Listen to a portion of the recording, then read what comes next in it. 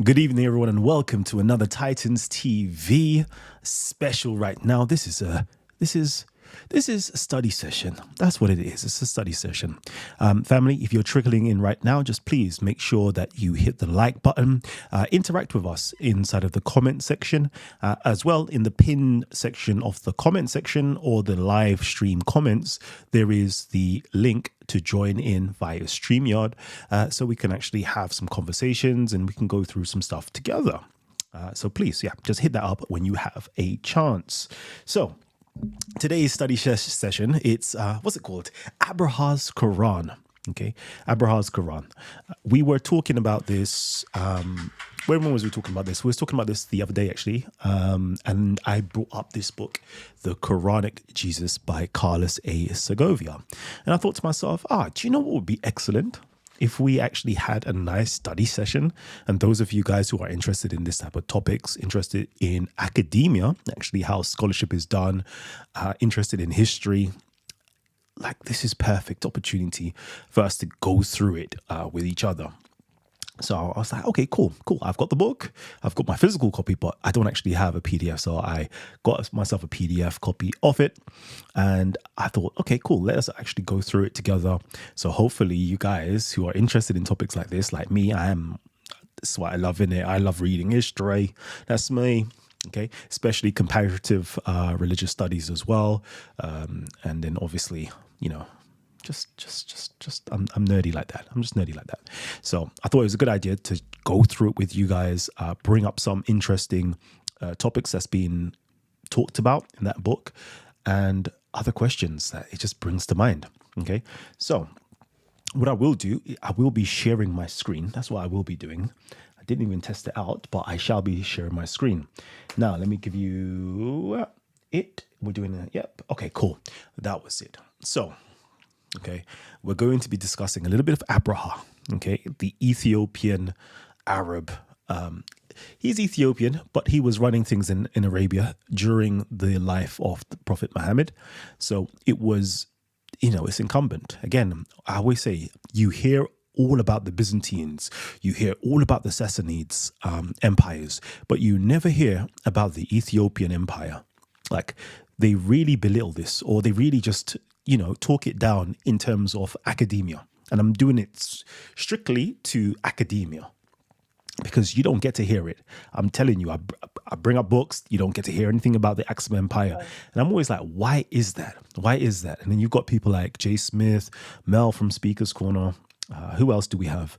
We have a lot of individuals, but they speak about it from like, let's go to Persia and, connect Muhammad to Persia or something like that, or the Quran to.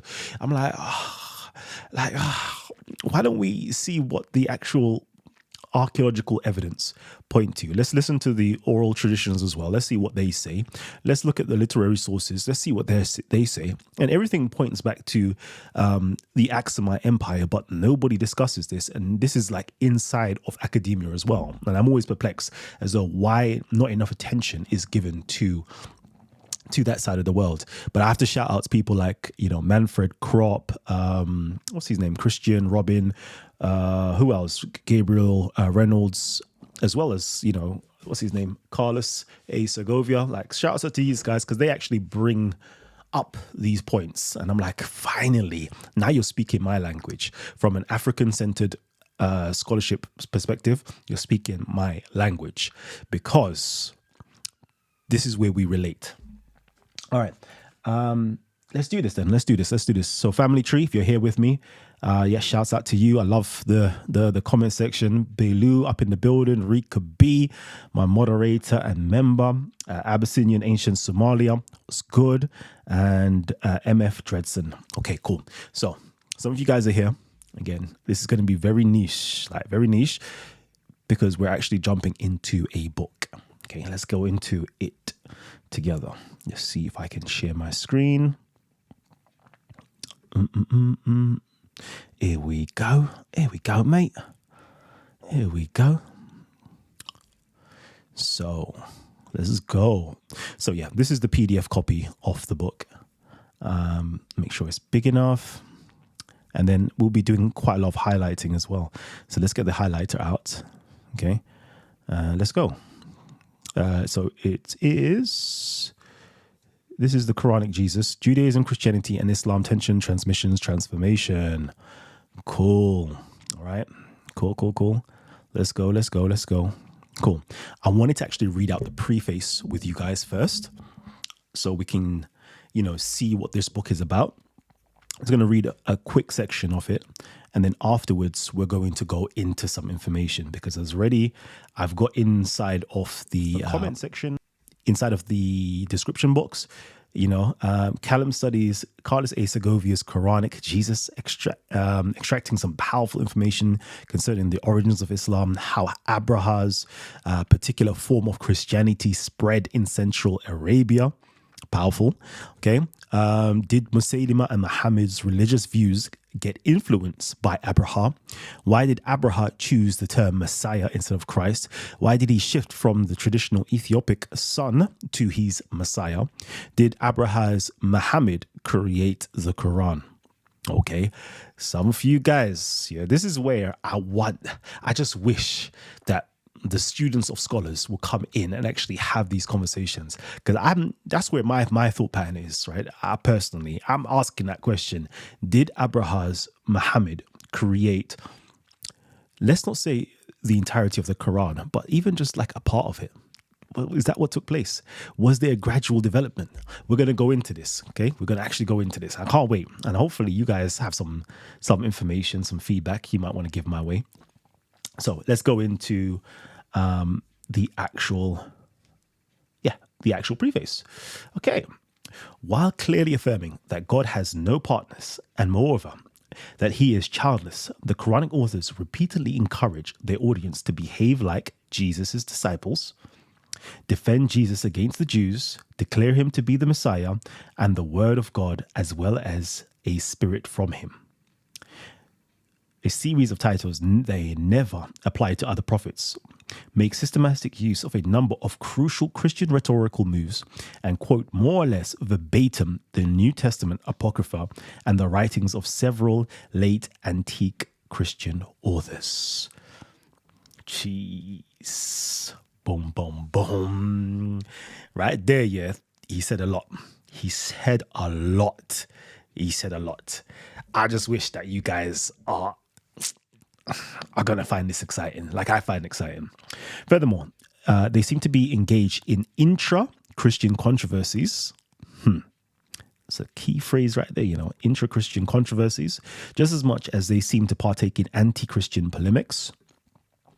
Conversely, the apparently pro-Jewish passages that one finds in the Quran often prove tricky, as they are usually placed within or next to more or less violent anti-Jewish pericopes that bear the marks of Christian rhetoric, despite a few occasional anti-Christian interpolations. And let's get these anti-Christian interpolations, Christian rhetoric. Let's just quickly do this pro-Jewish passages. And to further complicate the matter, the earliest Quranic layers seem to develop a high yet non-incarnationist Christology, of which, interestingly enough, Jesus' name is totally missing.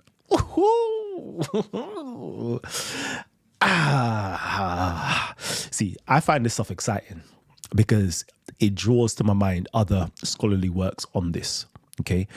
And most people, when we're discussing Islam and stuff like that, nobody knows this stuff because you're all interested in the religious theological stuff. But when it comes to history, this right here is a turn on for me. What then can we make out of this puzzle? To what extent may the Quran's highly complex Christology help to decipher not only the intent of various Quranic authors, which may well be very different from what has been hitherto taken for granted, but also the likewise complex redactional process characteristic of the document itself? It is moreover possible to inscribe the often, indeed too often, oversimplified Christology of the Quran within the peripheral religious culture of the 6th to 7th century Near East. Is it possible also to unearth from it something about the tension carefully, or perhaps not so carefully, buried in the documents between a messianic orientated and a prophetic guided religious thought, and to root therein the earliest Islamic schism. If speaking of Islam before Abdul Malik's reign in the late 7th century makes any sense. Okay, so the schism that took place before Abdul Malik's reign, where Islam really got crystallized. By analyzing first the typology and the plausible date of the Jesus text contained in the Quran, which implies moving far beyond any purely thematic division of the passages in question, and by examining in the second place the Quran's earliest Christology, vis-a-vis its later and indeed much better known Muhammadan charisma. The present study tries to give response to these crucial questions. Okay, this is, what's his name? This is his book. That's Carlos Segovia's book, which we're going to be delving into. Like, that's the preface alone, yeah? And I'm sure a lot of you guys, yeah, are going to be turned off by this. I already know. Like, I know a lot of you guys are going to be turned off by this because you want to hear the religious stuff. You guys might think, oh, it's attacking. No, this is history. This is academia. If you want to have religious debates and talk them type of stuff there where you can't back it and it's based on your belief, like, go to them other channels and have that conversation, right? But today we're just doing a study session of books written in academia. So this is by Carlos A. Segovia, the Quranic Jesus, and we're going to go into my favorite section of that book, where it goes into, the African involvement in the origins of Islam. Okay, we're going to go into that section. That is what I want to discuss right now. So we're going to go into it. Let me quickly read some of your comments before I go into it. Who's the author of the book? Yep, said that already. Peace and blessings to everyone on the live feed and your families. Good morning, brother Allah. What's good? Assalamu alaikum wa rahmatullahi ta'ala wa barakatuh. Okay, cool. Let's go into it. So, where are we? We're going to have to share this screen yet again. Cool. All right. So, again, I've got the actual physical copy, but it's time to go into this. This is the first time seeing the actual PDF version, but it's the same as the book, I would assume. So these are just the contents page, like some good stuff in here, like really, really good stuff. Cool. Now, let's get to the part that I want to go into. And this is it here, moving backwards. Yeah. When you get invoice paid, yeah, and you see money enter your account, it's a nice feeling, I can't lie. All right, the withdrawal from, this is the section we want to go into, the withdrawal from Byzantine political and religious control in the 6th century Yemen and the Arabian Peninsula, the making of a Christian Yemen in the 6th century. There you go, yeah. Reflection on Abraha's enigmatic Christology. There you go. Peripheral Christianity and formative Islam. There you go. This is the section right here we're going to be going into. Okay. And if any of you guys would like this particular book, okay, holler at me, DM me, and then I will figure out a way to actually send it to you. Okay. Otherwise, go on Amazon or whatever you buy your books from and go and buy the book. It's a good book. Spend your £20, £25, wherever it is, £30 on it. Go and buy it, man. It's a real good book. Okay. You teaching about Islam like learning about Christ from the Antichrist. No, we're teaching about history right now. It's history. This is definitely not Islam. If you want to learn about Islam, okay, from Muslims, go to Muslims and learn about Islam. This is to do with the history, yeah, and the historical context where religions like Islam or where the Quran, got its rise from. This is what we're going into right now, okay? History, okay? Not fables, not legends, not mythology, history. Big difference. So, all right, okay, you like the PDF? Cool. If you've got my email address, you can find it on the channel. Just email me and then I can send it to you in your own inbox. books. Okay. All right. So let's go into it. What page is it? 89 is where it starts from. Cool. 89. Let's jump into it. And I think I'll be skipping quite a bit because there's a lot to cover in the book. So this is it here. And I love it because it goes here. Before paying attention to the Quran's early Christology, see it? Before we even go into what the Quran has to say about Christ, yeah, let's do this. However, we should glimpse into the 6th to 7th century Arabia, South Arabia and Iraq. First, I will try to show that withdrawal from Byzantium indirect control in political and religious matters defined the situation in Yemen and thereby the Arabian Peninsula, in addition to other important regions of the Near East on the eve of Islam. Okay, this is the bit right here. Yeah, this is the bit right here that excites me.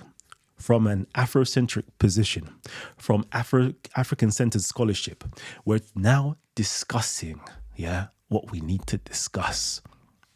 We're now looking at it from the eyes of what the early Arabian historiographers had to say. They started, when they spoke about the origins of Islam, you know where they started it from? They started it from Ethiopia. That's the first thing that they talk about. Let's discuss Ethiopia first, and then let's go into the rest of it, right? And I love it that this particular scholar says, let's do exactly the same thing. If we're going to have to talk about the birth of Islam, let's go into Ethiopia, the Aksumite Empire, and let's go forward. This is what I love. And you don't get to hear that type of context. Why don't we ever hear it? Because I'm sure that a lot of us, anyways, let me not even talk. Let's go. Let's get into it. So it says here, around 525 or 531, Caleb, king of Aksum, ancient Ethiopia, defeated the self-proclaimed Jewish king of Himyar. Okay, Yusuf Asar Yathar.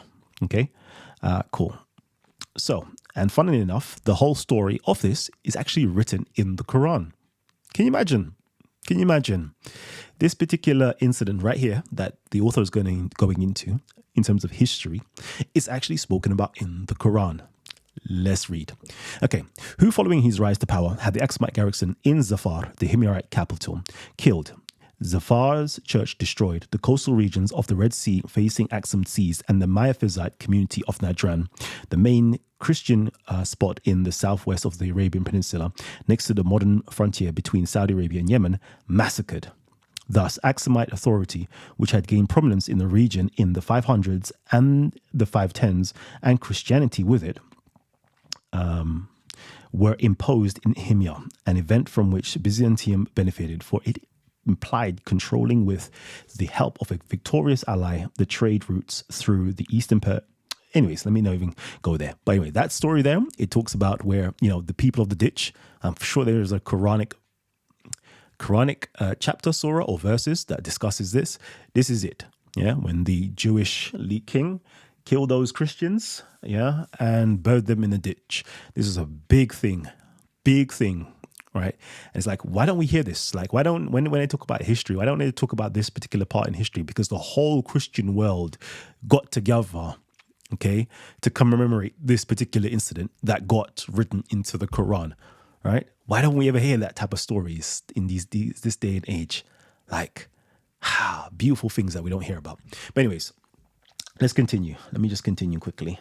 So, I will be skipping through a lot of these things because it just shows you inscriptions, epigraphy, how can I put it? What's his name here? There you go. Sumyafa Aswa. His inscriptions and basically how it's written in the Quranic language. And, it's going to show you the difference between, how the Ethiopians spoke from that period. And then when it comes to Abraha, he says, you know what? Let me change it up. Okay. Your Christology, I hear you, but let me just change it up. Okay. Because I'm not really feeling Christ as described as God's son. I'm not really feeling that. I'm not really feeling them type of verbiage there. He changes it up. Mind you, he's a Christian. Yeah. But he changes it up. And let's figure it out. So it says here, Sumyafa, Aswa reigned was short, lived. Nevertheless, around 535, his army commander Abraha deposed him and assumed the throne of Himyar. Upon receiving this news, Caleb sent 2 military expeditions against Abraha, but the new self-proclaimed king managed to negotiate an agreement with Caleb's soldiers the first time and then crush Caleb's the second time. Okay. Judging from his reign, let's quickly see, extended his rule to neighboring. So he was ruling, Seba, Raidan, Hadramat, Yamanat, Taud, Tihama. More interestingly, he refused to act as a vassal king of Aksum, as can be fairly deduced from the way in which his official inscriptions display his will to maintain, if not to restore, the brilliance of the cradle of South Arabian civilization, and thus to consolidate a contested legitimacy by acting as an indigenous sovereign. This right here is going to set the stage for Islam. This right here is going to set the stage for the Arabian Peninsula. This man here, okay? He was a subordinate king of the Ethiopian Empire, but he was doing his own thing. Yeah? Bad man. Yeah? Bad man. Let's continue. Let me just quickly see what you guys are saying.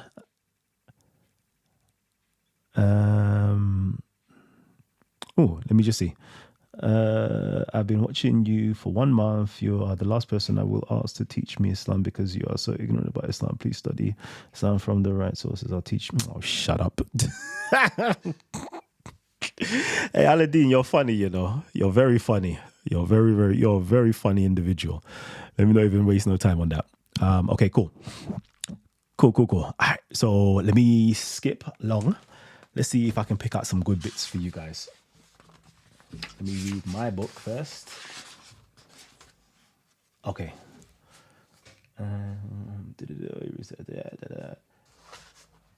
Cool. Yeah. So let's go through.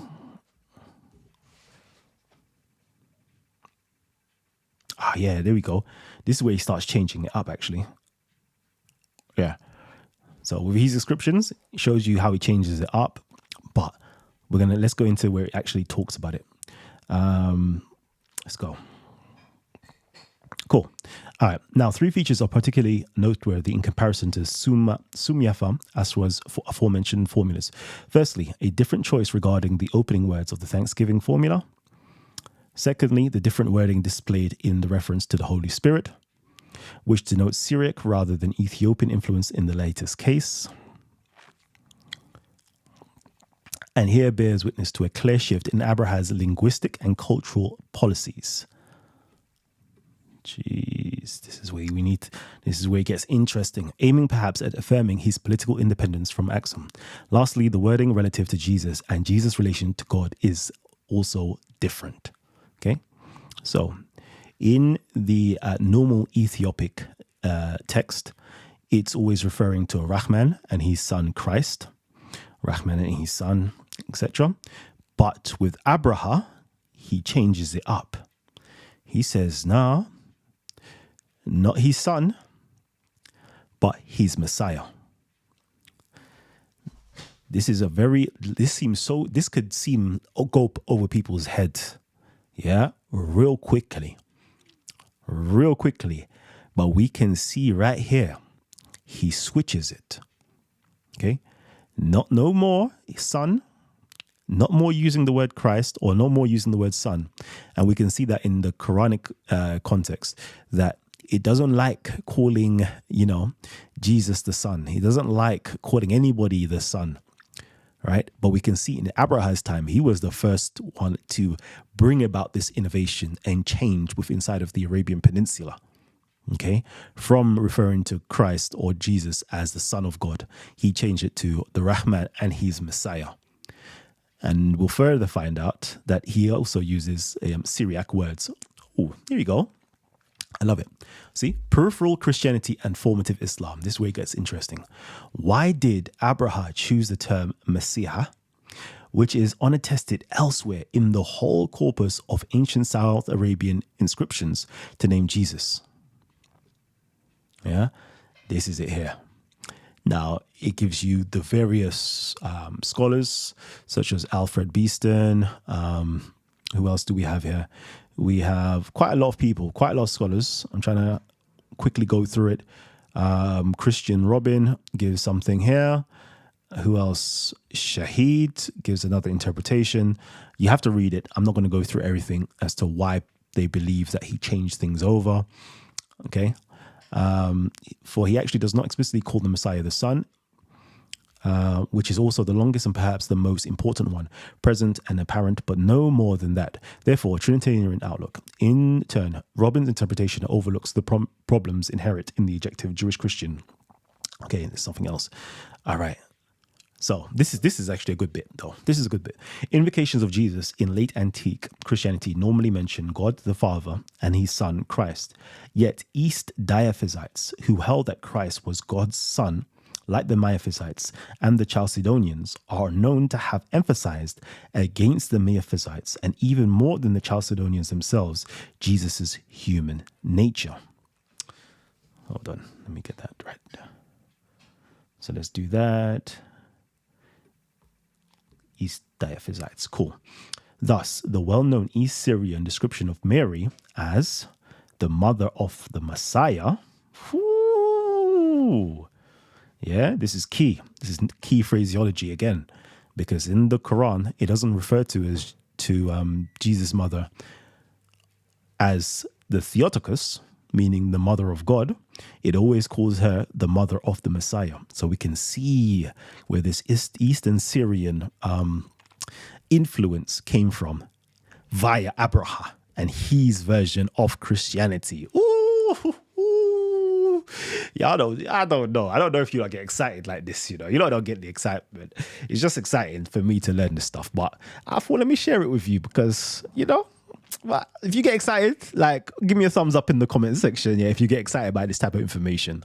All right. Rather than Theotokos, mother of God, let me be clear. The formula God and his Messiah has a relatively weak scriptural basis and is not tested in the corpus of late antique East Syrian literature, but it may be said to implicitly fit with the Diaphysite mindset. Okay, the Diaphysite mindset. Besides the East Diaphysites, Christians apparently lived in Yemen during Abraha's reign. Hence, it is not totally unreasonable to ask whether Abraha tried to distance himself from the axiom by endorsing an East Syrian orientated Christology. But it could also be that Abraha, who obviously was and presented himself as a Christian king, simply tried to avoid any sharp provocation against the Jews of Himyar, a land that for several centuries had witnessed to an ongoing religious conflict between Christians and Jews, and which he attempted to rule in his own way. Had Abraha intended not to offend his Jewish subjects, he could have done so by invoking God alone, instead of God plus his Messiah, equaling Jesus. Indeed, Rahman was also the South Arabian Jewish name for God, yet referring to Jesus as the Messiah would be less provoking for them than describing him as God's divine son. Jeez. Okay. Interesting. Let me see.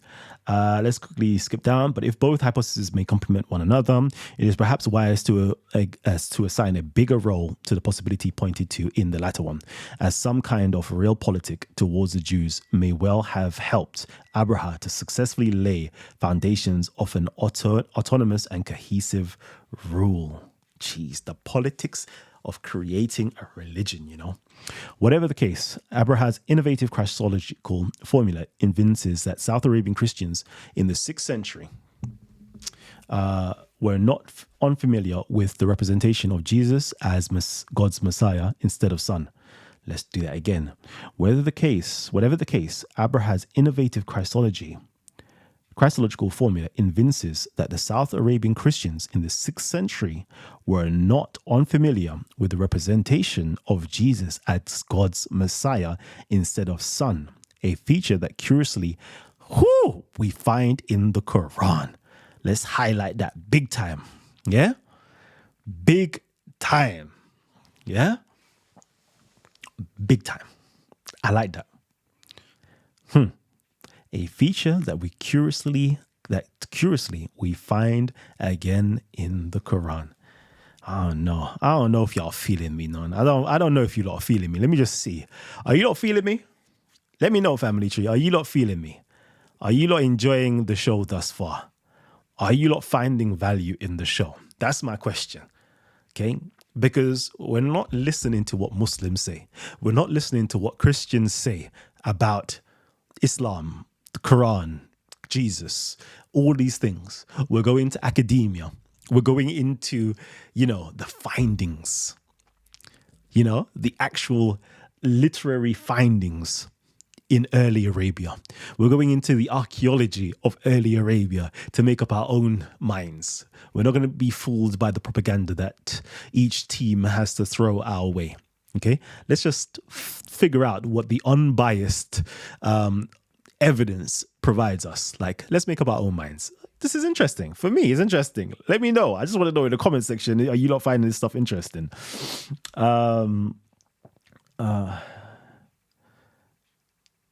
Okay. Oh, do you know what? Yeah, Aladdin. Okay, I love this, Aladdin, so can you teach me? You can teach me, yeah? Okay. So, so far, you've heard a lot of stuff. What do you think? What do you think about the stuff that you've heard? Because I'm not saying my own opinions. I'm reading out what the scholars have to say. So can you teach me on this information here? I would love for you to teach me. Okay? Come on in. Teach me. I would love to learn from you.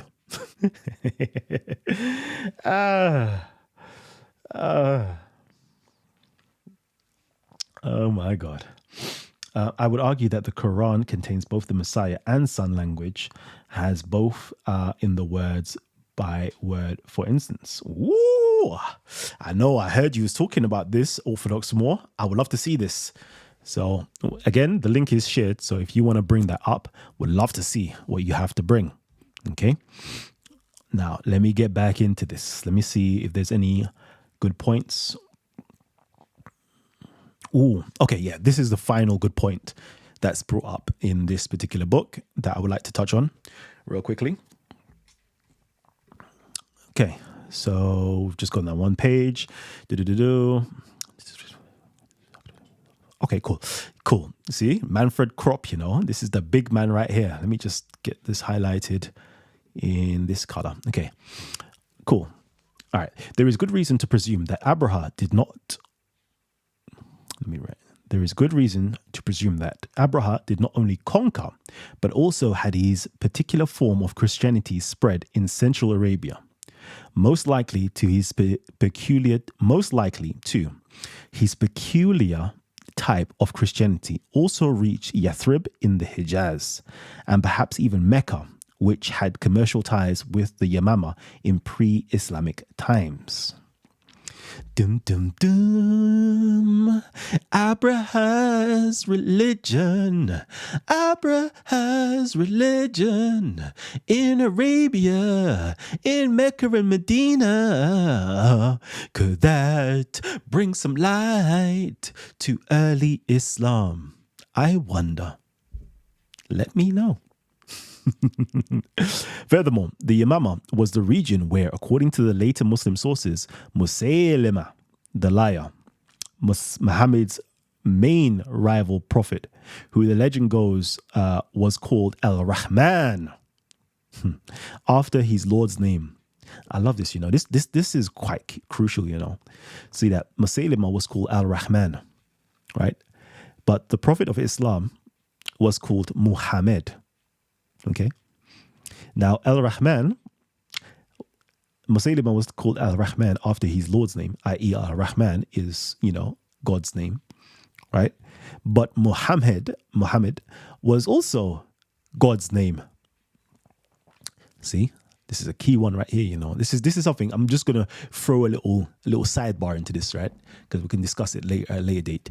Because we can find early South Arabian inscriptions, yet again, from the Jews, talking about, Al-Rahman with his Muhammad or with Muhammad, okay? Al-Rahman with his Muhammad or Al-Rahman with Muhammad. It seemed, when I read it, it seemed to be a, how can I put it? A name for a Messiah. Like, you know, the Jews are saying Rahman with the Muhammad. And it's like, ooh, or is this a name for God itself? Because it's a theophoric name, to be honest with you, Muhammad. If you're looking at it from a South Arabian Jewish context, it's actually the name of God. Imagine. But nobody questions this, you know, because everybody hears Muhammad and Muhammad, but you don't even question. To be the praised one, there's only one who's the praised one, which is God himself, from a Jewish Christian perspective. And then from a Christian perspective, the only person who can be praised outside of the Father is going to be the Messiah. But it's very interesting. This is just a side topic anyway. This is not the main point of this. I'm just dropping a little side topic. Anyways, let's continue talking about this, because again, once you study early South Arabia and you see the Ethiopian influence and what was going on and Assyrian influence and what was taking place at that time, it's like your understanding is just different, man. It's different. Okay, all right, preach his own monotheistic. So both of them preach their own monotheistic message, and where the battle between Musaylima and his followers on the one hand, and on the other hand, those of Muhammad led by Abu Bakr took place in 632. Musaylima himself being killed in the battlefield at a place that would later come to be known as the Garden of Death. Of course, it is extremely difficult to establish with accuracy, as Al-Makin aptly observes, the differences between Musaylima and the Quranic prophet's religious views. Did you know that Musaylima also said that he had a Quran? Did you also know that Musaylima said that, the Quran that Muslims are speaking today, it basically contains some of his prophecies? See, these are some stuff here where if we just stop taking the Islamic propaganda narrative and actually, let's take that serious. Was there other authors involved in the Quran? Was there other prophets involved in creating and constructing the Quran? Right? We don't have these questions because we're going to no, let's just take the narrative. Let's just take the narrative. Let's just take the narrative. But true scholars should actually take the claim serious. Why do we take one claim serious over the other claim? Take them both seriously and see if it has any merit or falsify it.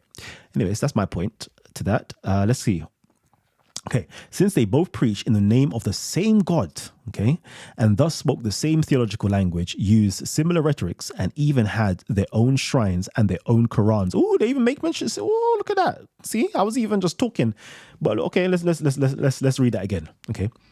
All right, Al-Makin aptly observes the difference between Musaylima's and the Quranic prophet's religious views, since they both preached in the name of the same God, Al-Rahman, and thus spoke the same theological language, used similar rhetorics, and even had their own shrines and their own Qurans. Needless to say, the Muslim sources authenticate Muhammad's religion as divinely inspired and dismiss Musaylima's as being radically false. But this binary opposition obviously serves a legitimization, I don't know how to say it, a legitimationist purpose, and conveys a theological rather than historical argument. I love this. See, I'm there thinking it, yeah? I'm there thinking it, not knowing that he's actually written it. Yeah? Let's go, man. Let's go. It is then fair to ask whether Musaylima's and the Quranic prophet's religious views may have been similarly influenced by Abraha. See, these are the questions that we have to answer. Okay? But most Muslims would dismiss it. But historians, we should be asking these questions. Okay, compare the apparent Quranic parallels to the latest Christology, which I have already mentioned, as well as Musaylima's presumed reference to the parable of the mustard seed in Matthew 13, Mark, and Luke. In particular, the wording in Musaylima's presumed stanza, فَلَوْ أَنَهَا هُبَابَتْ هَدْرَدَالَ. Okay, if it were only mustard seed, is noteworthy as it matches the old Syriac version of Matthew and Luke. Ooh.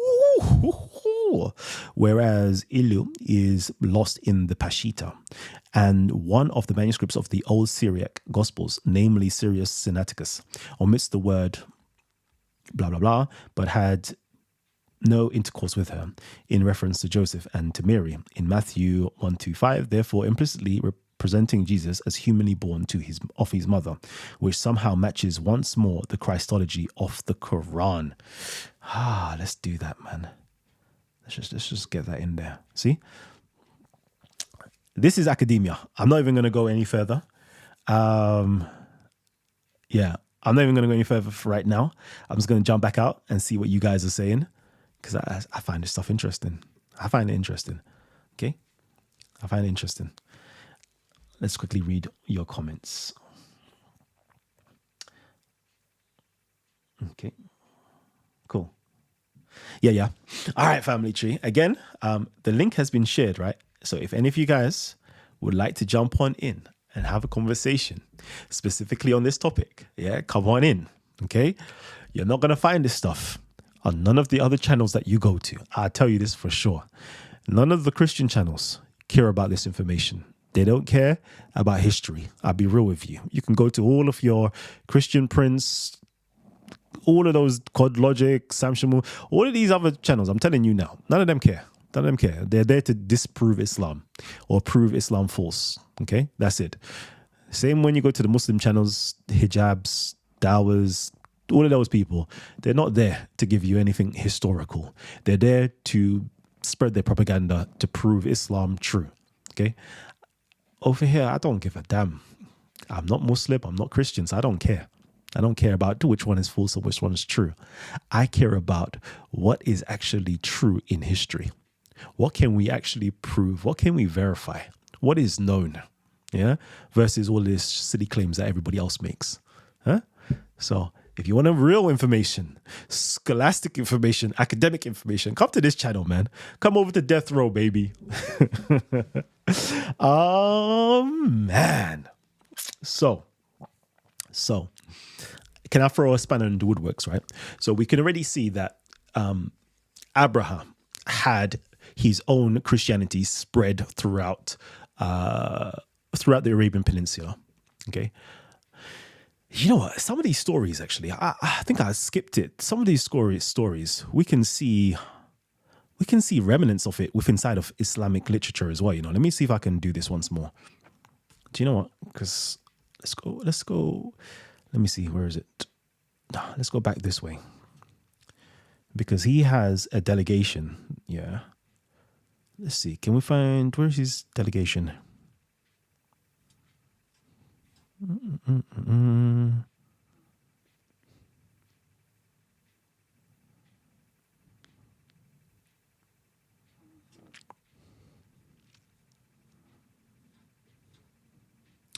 Trying to get to his delegation. Here it is. So this is one of his inscriptions, actually. Let's go into it. Cool. So one of his inscriptions, he reports a rebellion that the king suffocated prior to having the inscription set up. This report is followed by another one mentioning the king's repair of the Marib Dam, which is alluded to again in such and such, the celebration of mass in his church, a plague. Next, we find more details about the king's military campaigns in Arabia, the indication that he returned to Marib after them, and a report concerning the subsequent organization of a diplomatic conference, in which delegations from Ethiopia, Byzantium, Persia, and the Arab vassal kingdoms of the Romans and the Sassanids participated. Some supplementary information on the plague mentioned the rebuilding of the Marib Dam and the mass alluded to, as well as detailed list of provisions. Like this right here is crucial, you know, because we hear the stories of Muhammad having a delegation and all, you know, people from all around came to the delegation. And I'm like, right, I swear I've read this before, you know, but I've read this in actual history, like actual archaeological records, as in, you know, inscriptions on monuments that can be found today versus the historiographical stuff that came 300 years later. I've read something similar to this before, which these little things I find interesting in it. I find interesting. But I personally have a question, right? Because we can see that, yeah, Abraha's Christianity definitely influenced the religious views, influence the verbiage within inside of the Quran itself. My question is, are we sure that the Quran isn't Abraha's Quran? Can someone provide me evidence or rationale as to why it's not Abraha's Quran? That's my question. Because this stuff here brings questions into my head. It brings questions into my head. Because as far as I know, yeah, Abraha had his own Muhammad. Dun, dun, dun. Abraha had his own Muhammad. Do you know what? I wrote something. I'll read it out. I'm not going to show it to you. I wrote this. Cool. Let me tell you the story of the pre-Islamic Muhammad, before the traditions of Prophet Muhammad 2.0 was invented. There existed in pre-Islamic Arabia Muhammad, the forerunner of Muhammad 2.0. He too was associated with prophethood, had his own creed, carried out religious propaganda, persuaded people to make Hajj to a Kaaba, cast out by his tribe, made an expedition against Mecca, migrated to Ethiopian territory, had a great relationship with the Ethiopian king, and was crowned and made a military leader. Shockingly, all this information is actually found in the Surah literature, the Maghazi literature, in the Tabakat literature. This information I just read out. There was a pre-Islamic Muhammad that was there during the time of Abraha that was said to do religious propaganda. I'm just wondering, is it one and the same Muhammad or is it two different Muhammads? And to me, I find it curious yet again. Yeah, as a person who studies history, I find it very curious again that Abraha's capital was in Yemen. And then the Sana and the Sana manuscripts that are the earliest Quranic manuscripts are found where? In Abraha's capital. I just wonder. Sometimes I wonder, these are the questions. I'm not postulating anything, okay? But I just wonder, is it one and the same? That is all. Is it one and the same? Let me share my screen again. Let's have some fun. Let's see. Where do we want to go? What do I have here? Nope. Let's see. This one? Yeah. Okay. This is the Sulaim and Mecca. Let's see. What can I put here? Cool. So let's see. So there was this Muhammad. Look, Muhammad ibn Khuzai was a Christian. Let's start highlighting. Okay, so I've gone to another book. This one is actually a journal written by, I believe, Kista, but we'll go into it afterwards. Okay, he was one of those named Muhammad who preceded the Prophet Muhammad. So everything I've just said to you, yeah, I'm not lying. Okay, Ibn Sa'ad mentions 5, 2 of them who were Christians, a Tamimi who was a bishop. So imagine, the name Muhammad, yeah, was heavily used in Christianity before Muhammad of Islam. And this person was a bishop. Imagine that. Imagine that. He was, in Ibn Sa'd's Tabakat, there's a whole section of those who were called Muhammad before the Prophet Muhammad. And then he talks about a Christian, this one here, Tamimi, who was a bishop. And our Muhammad, the record about the later Ibn Sa'd quotes from Ibn Ishaq, that Muhammad ibn Khuzai, or from the Banu Dakhwan, was called Muhammad out of a desire that he should become a prophet. Imagine that.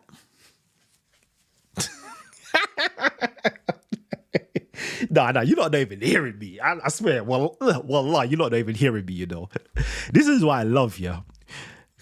Finding these little gems within inside of, Arab historiographers. So you're telling me, before there was the Prophet Muhammad, there was pre-Islamic Muhammads who were named Muhammad for the hope of becoming a prophet, and they were Christians. And they weren't just normal Christians, they were high-ranking Christians, bishops. One here was a bishop. Wow. Wow. The plot thickens. Only on Titans TV, baby. Only on Titans TV. Yeah, we do history. Okay. So hold on. Let's continue. He came to Abraha in the Yemen and was with him in his religion. Wow. Imagine that. Imagine that. The earliest records talk about Muhammad also going, or his followers going to Ethiopia or Yemen, because Ethiopia and Yemen is part of the same land mass, okay, part of the same country, empire at the time. So it's like, oh, this is interesting. This sounds pretty much similar to each other. And he was there until he died. When he received consideration, his brother Qays ibn Khuzar boasted, "And the owner of the crown, Muhammad, is from us, and his banner is fluttering in the most vehement part of the deadly fight." Imagine that.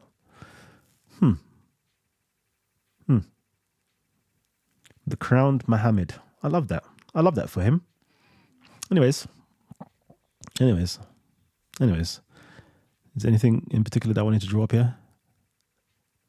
Okay. I think this might be interesting. It says here, the crown here seems to imply military command. At-Tabarni states that Muhammad was actually engaged in fighting, not in propaganda. Abraha had crowned him and ordered him to raid the Banu Kinana, who killed him. This was the reason for the affair of the elephant. Okay, so there's contradictions or contradictory statements. Was his crown that of, political reign, or was that a crown of religious reign? Was he there as a propagandist, or was he there as a military leader? Okay, so this is just, for me, this is just interesting stuff, right?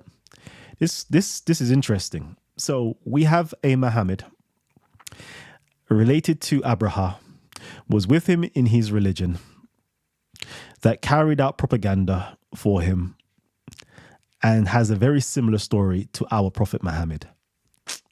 To me, this stuff is interesting, isn't it? This stuff is interesting. Talk to me, family. What are your thoughts? I just want to hear what you guys got to say. Or is it just me that finds this stuff interesting? Okay? Let me know. Wow. I saw Kalam, you rascal. Salam, Kalam, you rascal, you. Oh, man. Okay. I'm reading your comments, family. Let me go through it, okay?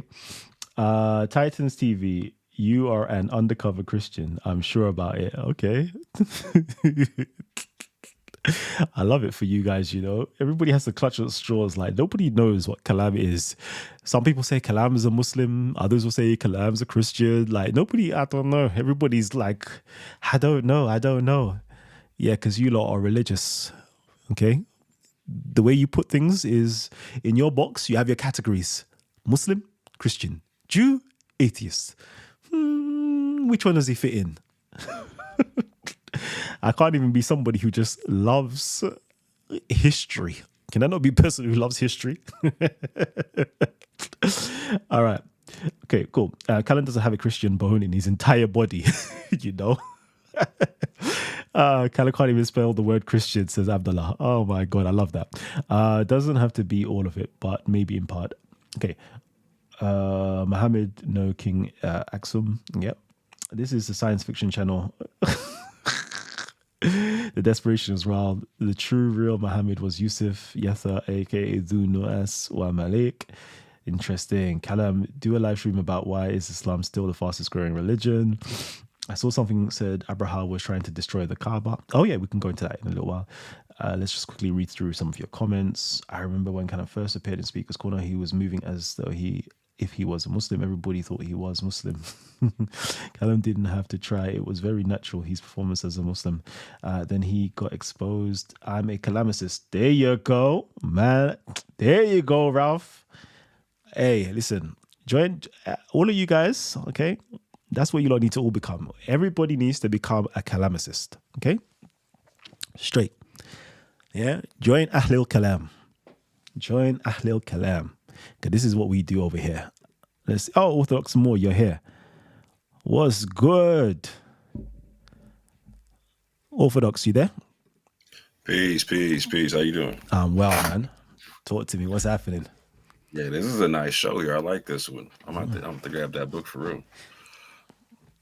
Yeah, people definitely hit the like button, share this one, and subscribe because this is definitely some unique information you're not gonna get many places and whatnot. There you go. Ah, man. See, family, I'm enjoying myself. Again, again. This is what I love here as an academic, as a scholar. Okay. I fight with a sword and I hide behind the shield. What do I mean by that? I fight with the sword of scholarship, always. And you know what I do? I defend myself from attacks with scholarship. What does that mean? My defense comes with the sources. I am not putting forward any new idea, It's not me. If you want to attack me because of what I have just shown you on the screen, that's written in the books, written in the articles, written in the journals, okay? Like, it makes no sense because I am not the one who's saying these things, okay? It's not me. Yeah? My defense is it's the sources. The sources say this. Academia says this. Archaeology says this. The literary sources say this. Okay? If you want to attack them, come with a source like it or one better. These are Quranic bars I'm spitting right now. Okay? Come with something better. Show me how these sources are wrong. Just show me. Explain to me how they're wrong. Okay? And I don't mind. I don't have any beliefs or opinions that I will fight and die for. If they are wrong and they're proven to be wrong or false, I will discard them and move on with what is true. Okay? This is how I do things. So, all my naysayers, come on in, man. Bring some information if you are truthful. Bring some information. All right. So, yeah, Orthodox, man, talk to me. Let me hear, man. We're bringing up some information. What are your thoughts on it? Yeah. And let me read through some of these Yeah, comments. you were talking about the different Christologies and whatnot around like Arabia, whatnot, Syria, Ethiopia, etc. I thought that was fantastic to get into. And we were talking earlier about how I was saying I believe that the Quran. Um, there's ways you can read it to where the sonship is there and also the messiahship is there. So Oh, yes. if 4171, you can, yes. I'm sharing my screen and whatnot. Hold on one I don't second. got a whole bunch of time, so this Yeah, this yeah. is like a shorthand version of a longer presentation. So I'm gonna go through like 6 slides real quick, whatnot. Yeah. Let me get you. Just bring Let me get you up on the screen right now. Give me a second. Multicam. Not this one. Not that one. Screen capture. Where are you? There you go. If there is an echo, I'm going to mute my mic. But let me know, family, if there is an echo. I'm muting my mic now. So quickly, these are some verses in the Quran that talk about the concept of sonship. Obviously, like in 112, ayah 3, Allah did not beget his son. We also have the concept in Surah 19 to claim he did is atrocious. In Surah 6, we have the concept that if Allah would need a consort to make a son the way people are talking about. In Surah 39, this is where it starts to get interesting. If he were to have sons, they would be chosen from creation. Surah 19, none can be but a servant. Surah 24, righteous believers equal inheritors. This is an interesting concept because most Christians believe that there's no concept of God being a father in the Quran.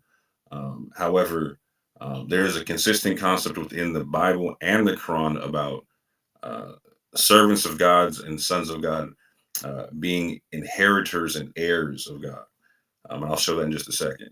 Surah 5, sons aren't sinful and punished. And this is interesting. This is said about the Christians and Jews because they're calling themselves the sons of God and his beloved. And then the defiant question is asked, if you're his sons, then why are you being punished for your sins? The inference being that if you were a son of God, you would not be in a state of being punished for your sins because you would not be sinning. This is a concept that's also consistent with the Bible, and I'll show that in just a second. Surah 4, ayat 171. I would claim this is probably one of the most mistranslated verses in the game, and Christians would agree with that in a lot of senses too, because uh, in the translation of the verse, where it says that he's a spirit from him. A lot of times that's translated as something else or whatnot. However, I would argue that in this particular translation, or in this particular verse, it specifies that Jesus is the Son. Like glory be to him that he should have for him a son, and also the Messiah. And I'll show that here in the word by word in a second from 4 different sources. They all say the same thing. And in the next verse, directly after, has this concept of Jesus is a servant without disdain. And so we're going to see this concept. I'm making the argument that in the Quran, it's making the claim that Jesus is not the physical Son of God, but that he's the spiritual Son of God. And that concept is equatable to being a servant of God. And being when you're a servant of God, you're in a state of not being sinful and not being punished. And I'm going to equate that now to some biblical verses. To where, real quick, in John 8, sinning makes one a slave of sin. The Son shall make one free. In Romans 6, being freed equals being a servant of righteousness and also being a servant of God. We can see in Philippians that Jesus makes himself a servant. John 1 specifies that being a son of God is not of flesh and blood, but of God. It's a concept of being of God or whatnot. So again, agreeing with the not the physical sonship of God concept. And this is where it also starts to get interesting. First John, whoever believes Jesus is the Christ is a son of God. John 1, receiving and believing Jesus' name makes one the son of God. Romans 8, as many are as led by the Spirit are sons of God. Romans 8, again, here's where it starts to equate again in certain concepts. Heirs of God, like sons of God, are heirs of God and joint heirs with Christ. Matthew 5, blessed are the peacemakers, for they are the sons of God. Philippians 2, uh, do all sons of God do all things without murmuring or dispute, and are blameless, harmless, and without rebuke. So again, this also goes into this concept of not being punished for your sins because you're not in a state of sinlessness, because you're being blameless and harmless and without rebuke. Uh, 1 John 5, overcome sons of God overcome the world with faith. 1 John 3, whoever is born of God doesn't sin. Again, this is an equatable concept. Not like, again, where the Quran is calling out the Jews and Christians. If you're the sons of God, why are you being punished for your sin? So again, being a son of God is an equatable concept, means that you're not being punished for your sins because you're not sinning. You're not in that state of sin. 1 John 3, sons of God do righteousness and loves their brothers. But going into the word by word, I'm going to show you 4 different examples right quick. This is the Corpus Quran word by word for 171, where it says, glory be to him that he should have for him a son. I'm going to leave it right there for just a quick second, one more time. Glory be to him that he should have for him a son. That's QuranCorpus.com in the word by word, right? We got one more. QuranStudyApp.com word by word. Glory be to him that there be for him a son.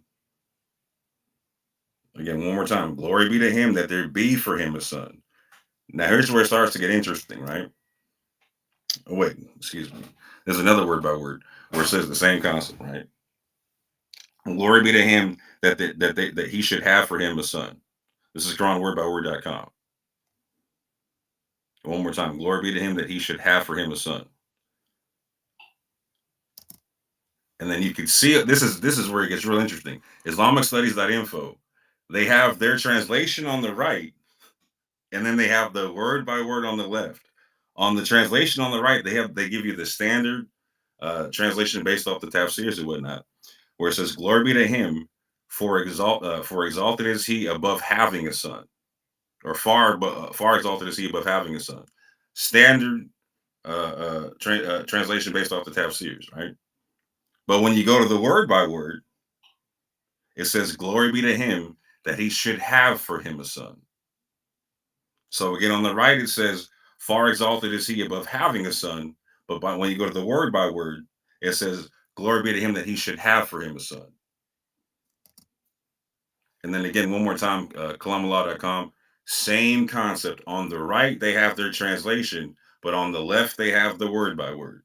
And on the right, it says, far exalted is he above having a son. And on the left, in the word by word, it says, Could "Glory be to you him." state what line it's on? Because it's got a lot of writing there. So if you could just go and hover with your mouse so everybody can see what you're talking about. So on the right, it says, "Far exalted is he above having a son." In their translation, and this is where it gets real small. But in the word by word, it says, "Glory be to him that there is for him a son." So in the last two, you can see even they have their tafsir translations on the right hand side, and I'll go back and show it on the previous page real quick too. Hold on, I'll go back. There we go.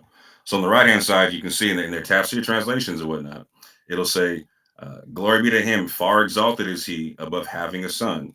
But in the word by word, it'll say, "Glory be to him that he should have for him a son." And then in the next verse, it says that Jesus or Isa is a servant without disdain. So again, making that equation of sonship and servanthood. But yeah, that's all I got for right now. I don't got a whole bunch of time. All right, splendid. Let me come out of this bit. Go over here, family tree. Yeah. Brother Orthodox Moore, is dropping some serious information. I want to know what you guys have got to say about it. Because this is a fellow Muslim dropping powerful information that Allah has a son.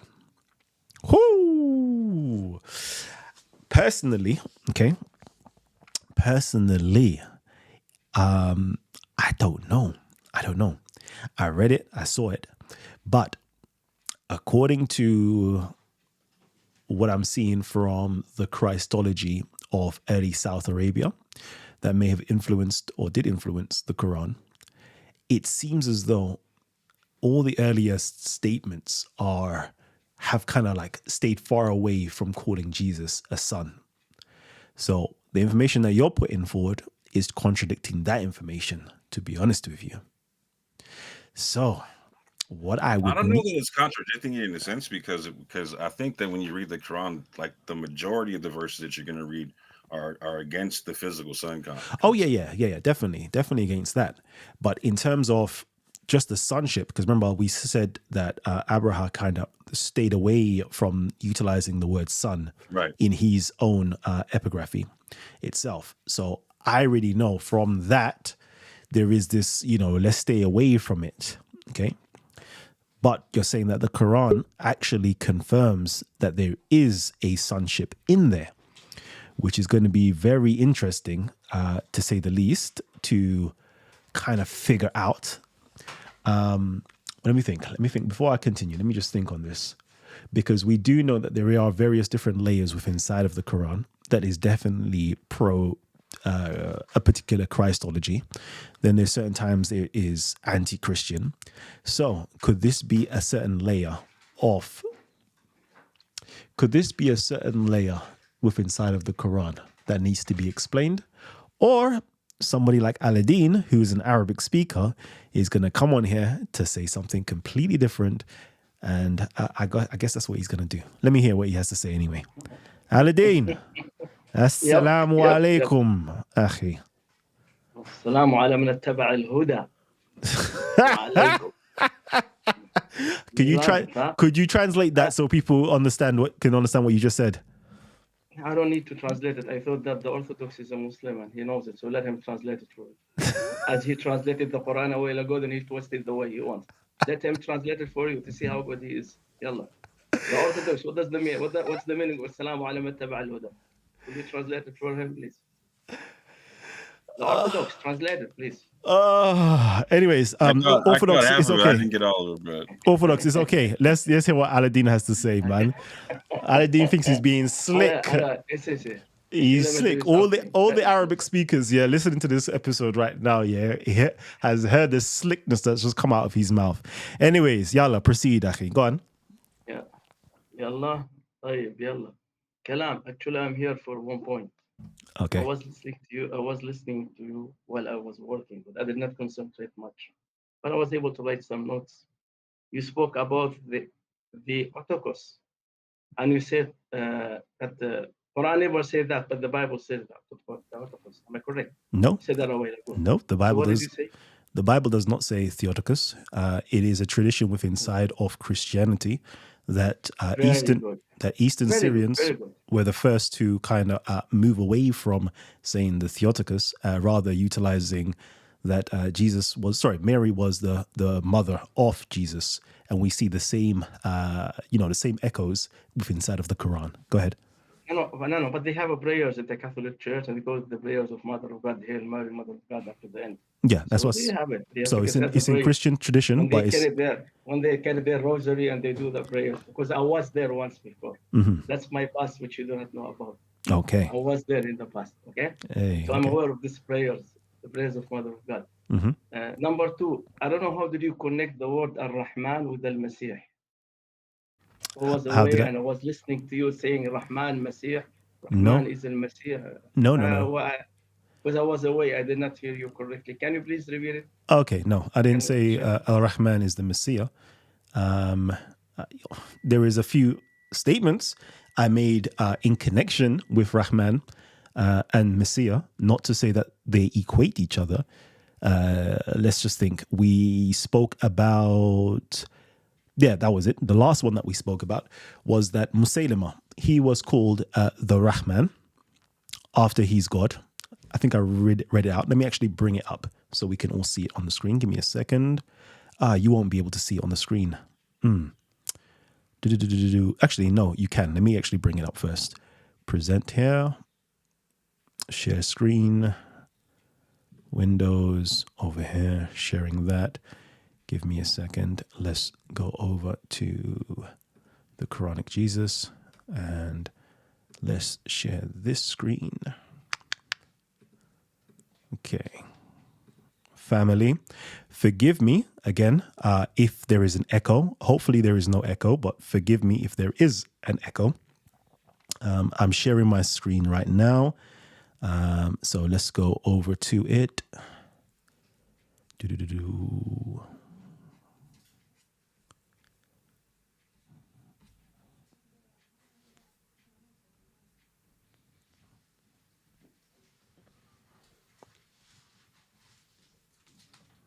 Yeah, here it is.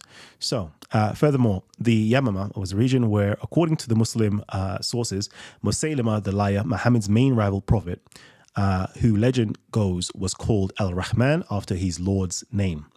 So I was saying right here, he was called Al-Rahman after his Lord's name.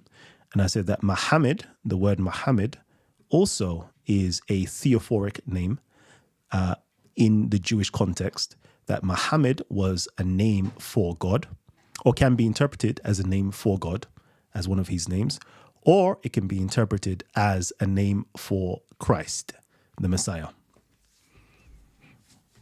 That was my statement. Okay, first of all, when we spoke about Musaylima al-Kadhab, that's why he was called as Musaylima al-Kadhab.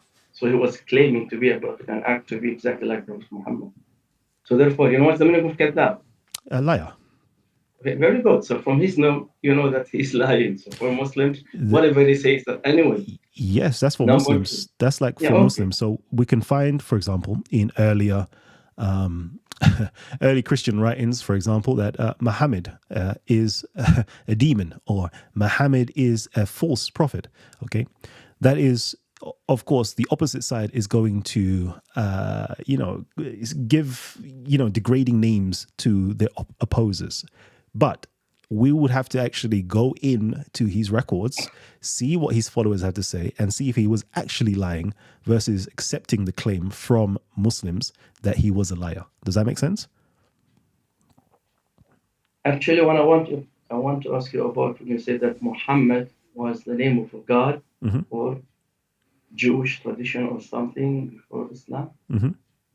So can you show me any Jewish sources says that the name of God was Muhammad, or any sources, please, aside from this book? Okay, no problem. That was one of God's name according to the Jewish tradition, because he said the Jew used to call him Muhammad. They used to call God as Muhammad. Can you give me a Jewish source? You're searching now in Google? No, I don't need to search in Google. I'm in my PDF. Okay. So we're going to go here to this. Hopefully it's in here. I'm just pulling it up because you're just, we're having this conversation. If you don't have it right now, you can give it to me. That's fine. I'm sure I can easily find it. It says here, this is diversity and rabbinizations, Jewish texts and societies between 400 and 1000 CE. Cool. Let's quickly go through real quickly and find that for you. Since you've asked so nicely.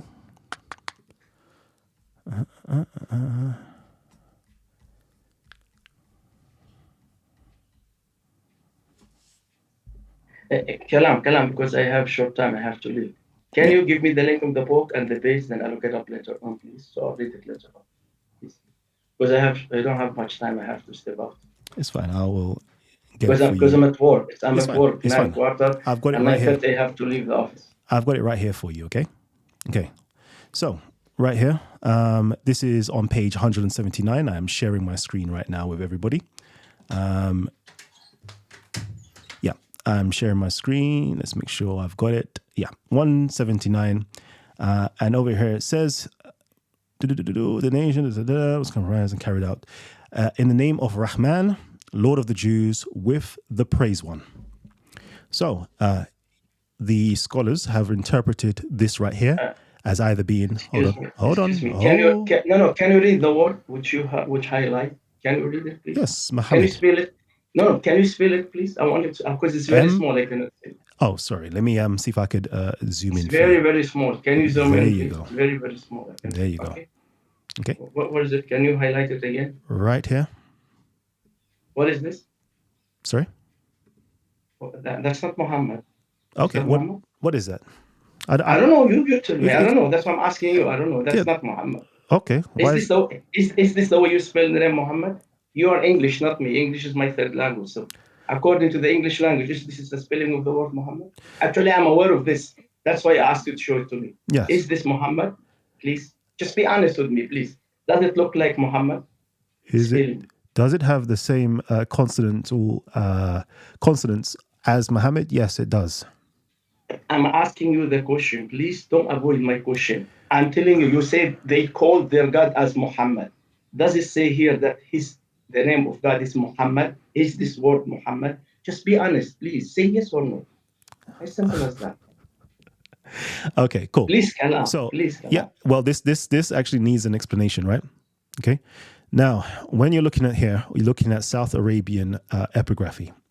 Inside of South Arabian epigraphy, there is nothing such as damra, kasra, etc., that's inside of the Arabic language of today. There is no what? Come again. There is no what? What's that? Dama, kasra, and so forth, right? Dama. Okay. Yeah, like okay, fataha. There's none of that going on, right? So you're not going to have, for those people who are watching right now, you're not going to have, for example, there above an Arabic letter, a consonant or a consonant, you'll either have a fataha, I believe, which is like a line like this. You might have a kasra, which is something like that. You might have a little something to let you know you say ooh, and so forth. So above the M, you will have a little, my Arabic, I have it so long ago studying this. You might have a dhamma, which basically lets you know with the M, you pronounce it mu. With the H, ha. With the M, you might have a dot to let you know that you don't have any vowels. Diacritical marks. The vowel and diacritical marks in English. There you go. So there's nothing like that, right? In the South Arabian language. In fact, in the early Arabic language, before it was invented, there was nothing like that as well. So all you will be left with is the razm, which is the consonants of the text. Now it's down to us to input the vowels in order to pronounce these words. So, for example, this word here could be pronounced Mahmed, Mahmud, Muhammad, and so forth, because there's so many different vowels you can place in between. Okay? So, I'm still waiting for you. So, when you are done, tell me. Yeah, so the answer is, it says, you could pronounce it Mahmed, you could pronounce it Mahmud, you could pronounce it Muhammad, right? And that will be the answer. It could be pronounced either of these ways. Either of these ways. The scholars, have said Muhammad. Okay? The scholars have said Muhammad, but it could be pronounced either of those ways. Go ahead. Excuse me. With all due respect to you, Kalam. Usually I don't do that, but out of respect, I will tell you that. I challenge you with all love and respect, up to the end of the time, to bring me any live Jewish rabbi who is speaking and who read this as Muhammad. How about that? Okay. Any Jewish rabbi, and I will accept it from you. Okay. Who will read this in Hebrew language as Muhammad? Let me tell you something. Let me ask you a question. Is this Let me finish, please. Let me finish, please. Okay, go ahead. Finish. Did I interrupt you? Nope. Please. Go ahead. Finish. Okay. I love to join. I join your stream because I know that you do not interrupt, and I never interrupt nobody. Now, let me teach you some Arabic here. You said that you forget your old Arabic. I'm an Arab, and I told you I'm 60 years old now, so please be patient with me. In the Arabic language, to know the meaning of the word, you have to go back to the root. How do you go back to the root? By removing what we call grammatically huruf al-ziyada, which is extra letters.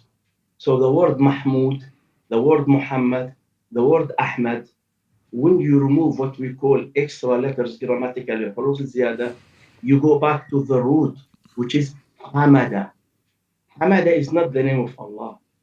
And even according to the Jew, when they speak about the word Mahmadim, when they go to the Hebrew English dictionary, Ben Yehuda Hebrew English dictionary, they tell you that the root of the word Mahmad, which is in front of you, some of the rabbi pronounce it as Mahmad, means the praised one, the one who praised and praised and praised the Lord again and again and again.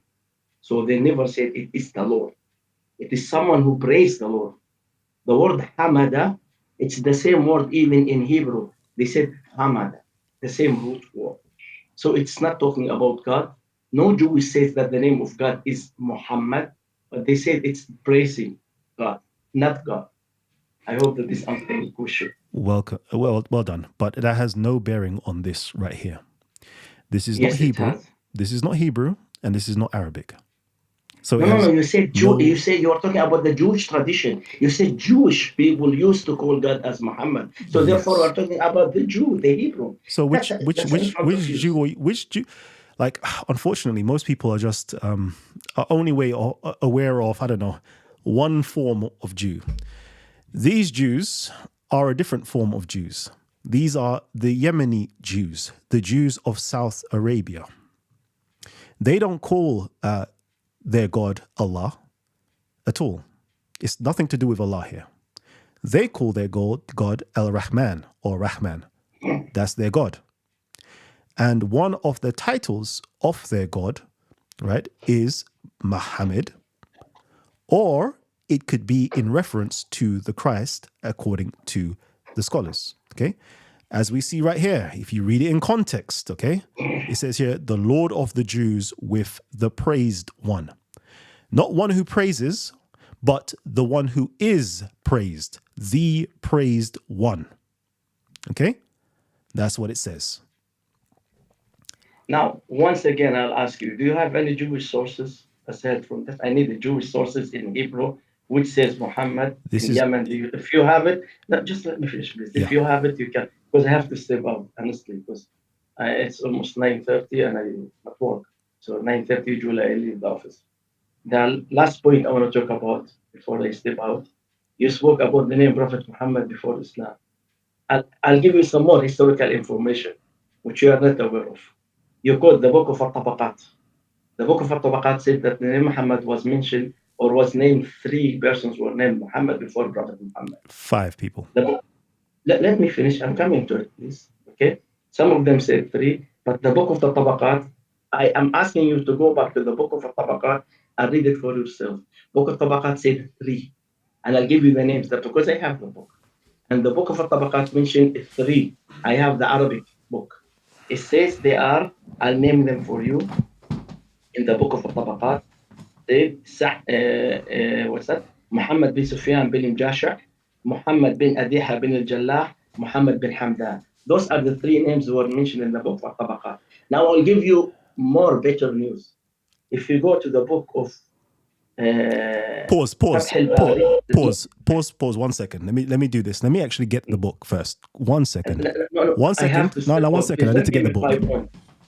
No. I will get you the other book. I'll make it also better for you. Fath al-Bari said that there were 15 persons. Fath al-Bari said there were 15 persons named by the name of Muhammad before Prophet Muhammad. Okay? He said, I'm telling you, I have to go, please. Just let me make point. In Fath al-Bari said also there were not only 3. He said there were 15 named Muhammad before Prophet Muhammad. And you can read this in the book of Fath al-Bari, actually, Ibn Hajar al-Asqalani. And he said that in volume 6, I forgot the page number because I read it long time ago. So anyway, I just wanted to tell you, we know that there were, the point I'm here, so I'm trying to tell you here that we know that there were people called as Muhammad before Prophet Muhammad, and that does not prove that he's a prophet of Allah. That has nothing to do with it. Anyway, Kalam, I'll see you later, please, because I have to step out now. Yep, Because no I have to leave, problem. okay? Please, I'm sorry. Because It's it's fine. 9:30. I have to leave the office now because they're about to close the office. Okay. I'm the last one here. I'll Cool. see you later. So you'll be back online again. After 2-3 hours, you'll be online. Inshallah. Because I'll be home maybe around after 3 hours. So if you are online, I'll come back to you again. Okay? Okay. And by the way, before I leave, in regard of this guy who claimed to be a Muslim, ما كان لله أن يتخذ من ولد سبحانه إذا قضى أمرا فإنما يكون له كن فيكون. تكاد السماوات يتفطرن والأرض. Allah subhanahu wa ta'ala says in Surah Maryam, mountains will be destroyed, heaven will be dashed on earth. And anger of Allah that they say that Allah has a son. Allah says several times in the Quran, He will never have a son. And if He wanted, He can do it by saying be and it is. But it does not fit His majesty to have a son. Therefore, He will never have a son. So I don't know how you, especially when you quote chapter 4, 171, you twist the verse, which has nothing to talk about sonship, and you explained that Allah has a son in 471. Thank you, Kalam, for having me. I have to step up. All right. All right. Wa alaikum salam. Anyways, I was going to show here on page 194. He said that there's 3 people. I was going to show where it says quite clearly 5 individuals. I'll read it actually. Account of those who were named Muhammad in the days of Jahiliyyah, in the hope of being commissioned to prophethood, which had been predicted. It gives the chain of narration, and it says, he on the authority of Ali ibn Zayd, he on the authority of Sa'id ibn al-Musaybi, he said the Arabs knew from the men of scriptures and soothsayers that a prophet named Muhammad would be raised. So any one of the Arabs who came to know of it named his son Muhammad in the hope of receiving prophethood. It continues. Muhammad ibn Ishaq says, he said, Muhammad ibn Khuzay ibn Khuzayba, a member of the Banu Dakhwan, a branch of Banu Sulaym, was so named in the hope of prophethood. He went to Abraha in Yemen and remained there with his creed till he died. When he attained some position, okay, so that was that account. Let's keep on going to another Muhammad, okay? Al-Urani says, the Banu Tamim there was Muhammad ibn Sufyan ibn Majashi. He was an uskuf, a monk. His father had been told that in Arabia there would be a prophet bearing the name Muhammad, so he had named him Muhammad. Again, here there were Muhammad al-Jushami in Banu Su'a, Muhammad al-Usaid, and Muhammad al-Fukaymi. They were also named in the hope of receiving prophethood. So let's count that backwards. Okay, let's count it backwards. Muhammad al-Su'aid, Muhammad al-Fukaymi, and that's 2. There was Muhammad al-Jushami, that's 3. There was Muhammad ibn Sufyan ibn Mujashi, okay, that's 4. And then there was Muhammad that we made mention before, which is Muhammad ibn Khuzay. That was the 5 different Muhammads. So I'm just proving that point where, I don't know, man. The brother wants to come on and talk, but unfortunately he's gone now, so we don't want to say nothing behind his back. And let's quickly go back over here to this Muhammad, right? Yes, quickly go back. Cool. Okay, Lord of the Jews with the praise one. Let's quickly do this. One should first of all notice that the author of these three texts who use the title Lord of the Jews, written in Rabiahed, Rabhad, and Rabhud, are proven or plausible Himyarites. Here we go. Successfully invoking the deity under two different names, as if dealing with two gods. Ooh, okay. Let's go. The Lord of the Jews and the Rahmanan, or the Lord of the Jews and Mahmud or Muhammad. It is quite unlikely that a title like Lord of the Jews would be used by Jews of Judean ancestry, since they prefer the self-designation Israel to Yahud. The term Jew is above all used by Gentiles. When Jews use it, it is in exchange with people outside the community. Identically, the term Mahmud or Muhammad given to God is intriguing. It perhaps echoes a text invoking Rahman and Hamid Rahab, since in the second name, unfortunately also enigmatic, one finds the same root Hamid. The spelling of the deity's name, see? The spelling of the deity's name, MHMD, seems identical to that of the Islamic prophet. Let's go. Everything that I said, yeah, I don't make up, I'm quoting exactly what the scholars say. One cannot be sure this identity is significant because the vocalization of these two names may differ. For example, Mahmud with Muhammad. Exactly what I said. Sugar. Let me just get that back. Let's go. The spelling of the deity's name, Mahmud, Islamic prophet. Boom. For example, Mahmud and Muhammad. Cool. We know that some reformers were nicknamed after the deity they claimed to worship. This could also have been the case with Muhammad. Yeah? This could also be the case. So we know that the other reformer, Musaylima, was called Al-Rahman, and the author here is putting forward the argument that this could also be the case with Muhammad, who could be named after his God also, which is Muhammad or Mahmud. Cool. Let me come out of that. Anyways, family tree, talk to me. What are you guys saying? What are you guys saying? Orthodox more?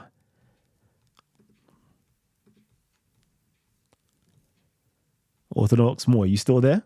Or is it just me talking? Nah, unfortunately, I gotta go, fam. Okay, cool. And again, I'm bringing up some interesting stuff, This is stuff in academia that nobody that much is talking about. What do I mean by that? We're bringing up, and I haven't even shown you the dates of this stuff. This stuff goes back into the 530s, okay, of Arabia. This is the earliest mention of anything related to Muhammad during the 6th century. This is the earliest mention. And we find in the earliest mentioned that this is either the name of God or, more plausible, okay, because it seems as though it's a second force, a second power, a second God, which is most likely, which other scholars have said, this could be in reference to the Messiah, the Christ. Very interesting stuff. Very, very interesting stuff. Then we find later on, Prophet Muhammad shares this name.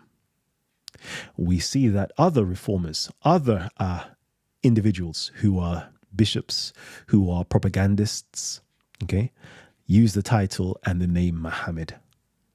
Very interesting stuff. Stuff that nobody else is talking about. I guess only here on Titans TV that we're going to discuss these things. But I don't know, man. I don't think everybody else is even ready to have these types of conversations. You let me know if you guys are ready. Talk to me, Midas.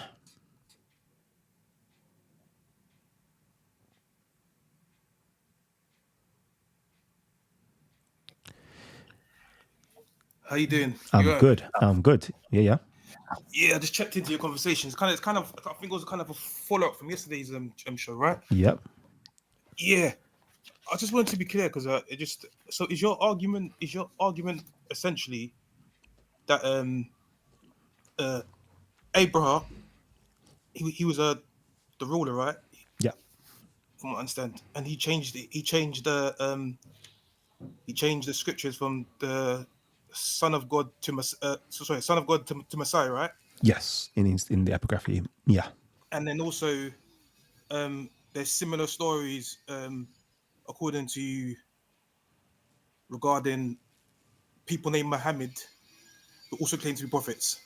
Yep, not according to me, And but according to that's fine. according to That's Ibn fine. Sa'ad, according to Ibn That's Sa'ad, fine. in the Tabakat, he makes mention of 5 individuals that were named Muhammad in the hopes of attaining prophethood, attaining to be commissioned as prophets.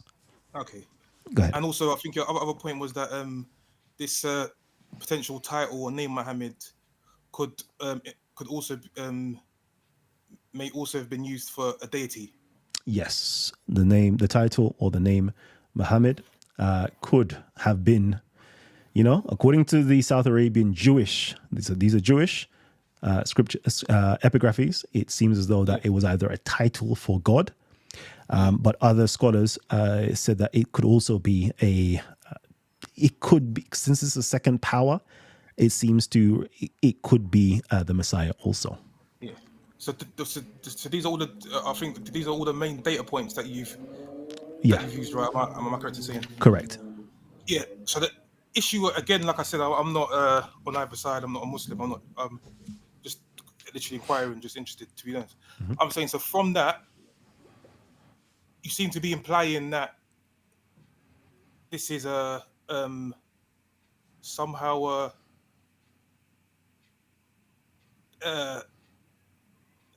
Islam has copied this. Is that what you're saying? I just want to be clear. No, I am saying, according to the scholars, they have said that the. So we say sorry, when you say scholars, is this again? Is this a mainstream view? Is this a minority view? Oh no, this is. I think that no scholar who's worth his salt would go against anything that I'm saying right now. So I'm particularly quoting from Carlos Segovia. He basically says, if we go back into the South Arabian, who was ruling? Let's go there. Who was ruling Arabia at the time of Muhammad? Guess what? It was an Ethiopian. Who was his name? Abraha. What did he do? He had religious policies, and his religion spread all the way across Arabia, up to Mecca and up to Medina. And this is. When you said he was ruling Arabia at the time of the Prophet Muhammad, at the time of the Prophet Muhammad, yeah. Because I thought you said earlier that, from what I understand, Abraham came in before the birth of Muhammad, right? Because wasn't that the year of the infant he died? So Abraha, according to the Arabic historiographers, Muhammad was born in the year of the elephant, or on the day of the elephant, or 55. They're basically saying he's connected to the year of the elephant, okay? Which is to do with Abraha's rule. So when Muhammad was born, Abraha, according to them, was ruling. So when Abraha died, we don't even know when Abraha died. To be honest with you. What's the general? Like, I know you can't be exact, but do you know what? There is nothing that we can substantiate and prove when he died. Okay, because I'm going to bring up something that's controversial. Let me bring something that's controversial to you. Okay. Oh, cool. Sure. Go on. Let me bring this up. Let's go to this. No, pre-Islamic. Where are we? Let's see. Can we go here? Okay, cool. So, because we find throughout there is some. Okay. We find, this is a quote in a book right here. What is this? This is the Prophet Muhammad, a role model for Muslim minorities. And it says here, and it's talking about the different black individuals or Ethiopian individuals that's mentioned. It says here, Abraha, an Abyssinian Christian who was Negus' courtier as Islam spread in Abyssinia. With the arrival of Muslim immigrants, Negus himself and many Christians clergymen accepted Islam. Abraha was one of them. He was part of the Abyssinian delegation that visited Medina. Along with Jafar, he had the privilege of calling on the Prophet. This is interesting. So where's this from? This is interesting. So, was Abraha alive during the time of Muhammad or not? This Because I checked. This is where questions are raised, right? It says over here, let me another one, Ibn Athir and Ibn Sulaiman named the 8. So this is the people that came to visit Muhammad as Bahira, Abraha, Al-Ashram, Tamam, Idris, Ayman, Nafi, and Tamim. We keep finding Abraha, whether it's the same Abraha as the others or not, we don't know. But we keep finding that there is, an Abraha who's being mentioned around during the time of the Prophet. Okay. We also find out when we go into, let's do this now. Let's go over here. See, this is where we have to just figure out what's going on. I'm not saying anything though. I'm just trying to figure out. Yeah. So I guess so, 'cause I've just looked on something and I'm not sure how to substantiate this, but according to Wikipedia, it says Monroe Hay dates his death to sometime after 553, based on the inscription at Maraygon. Yeah, based upon the last inscription that they have, it would have happened around after that time. So they don't know when. Was Muhammad born? Nobody knows. Nobody knows. But I'm saying, what's the people agree upon? So what is the tradition? Not even the tradition. What is the prevailing is 570. Yes.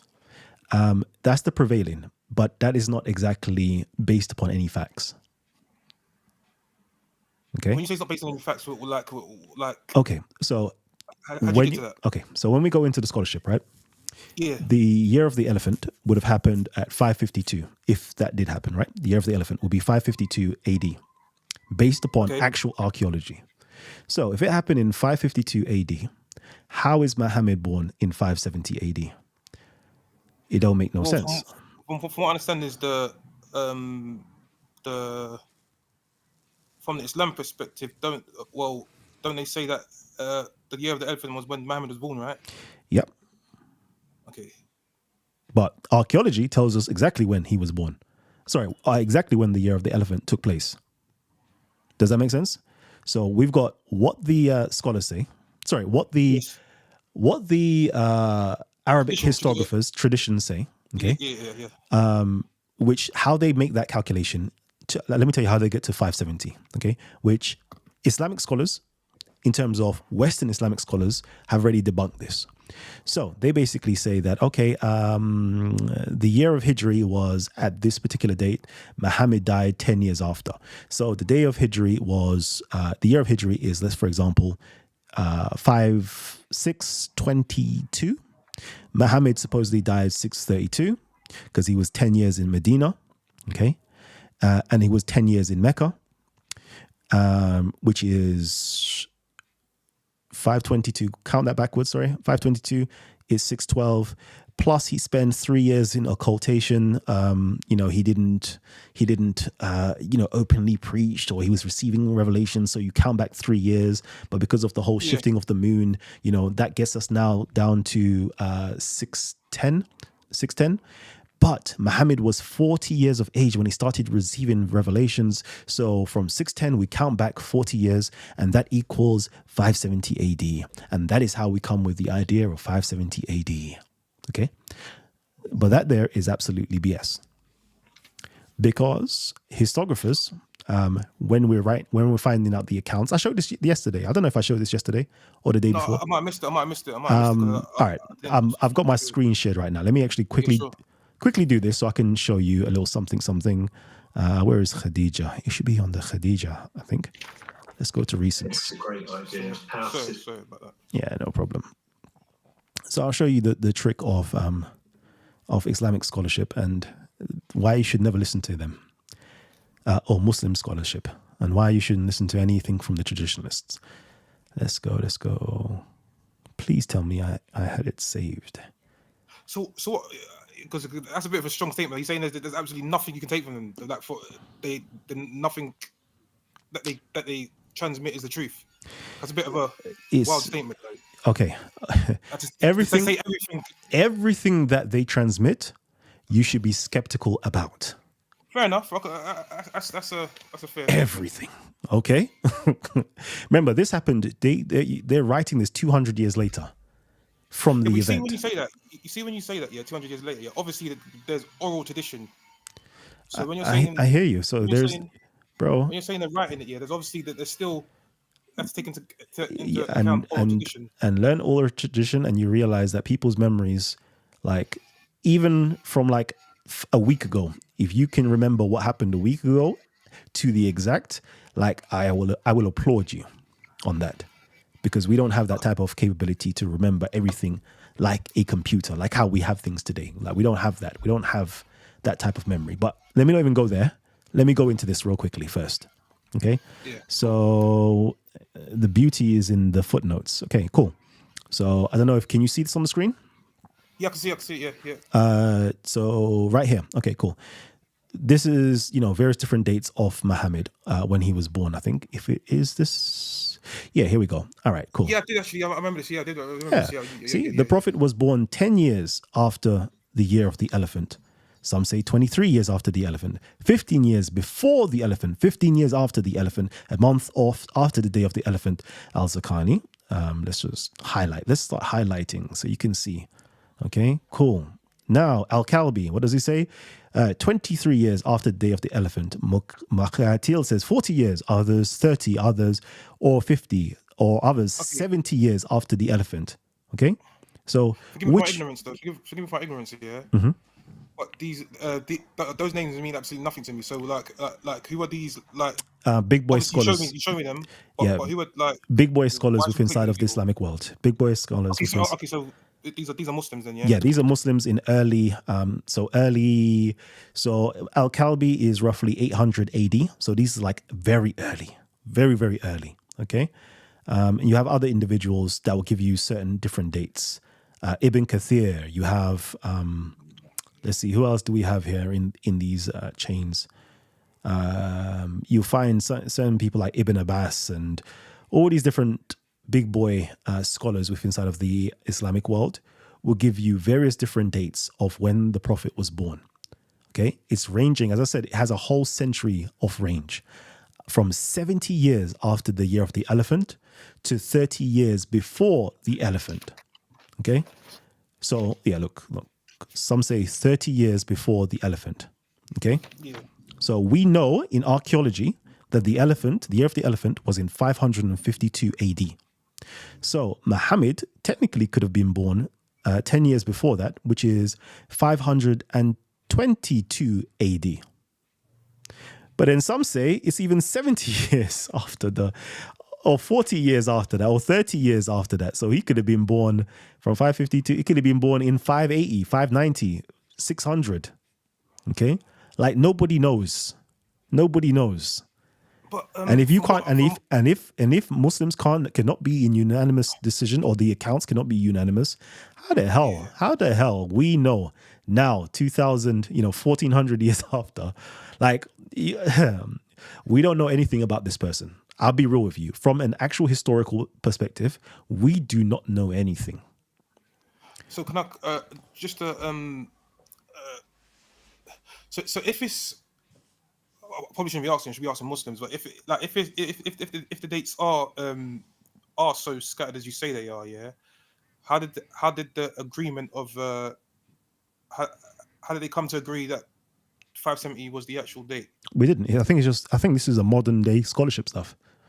570, because no, as in our day. Yeah, like no Muslims don't calculate that. They have their own calendar. They have after Hijri. AH. So that's not something that they created. That's something I would assume that Islamic scholars on our side have now put down. Yeah, this is this is the date. But if we go into what the Muslim scholarship has to say, they don't flipping know.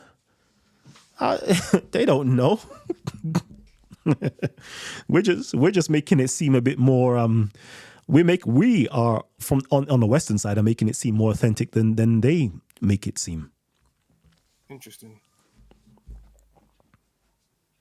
Yeah. Yeah.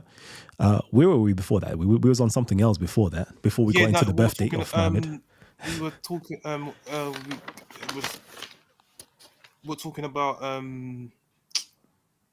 No, I was asking initially that so I just wanted to get your your general argument, but you don't seem to be saying that. You're just bringing the information. You're not necessarily essentially saying that these things were copied from Islam.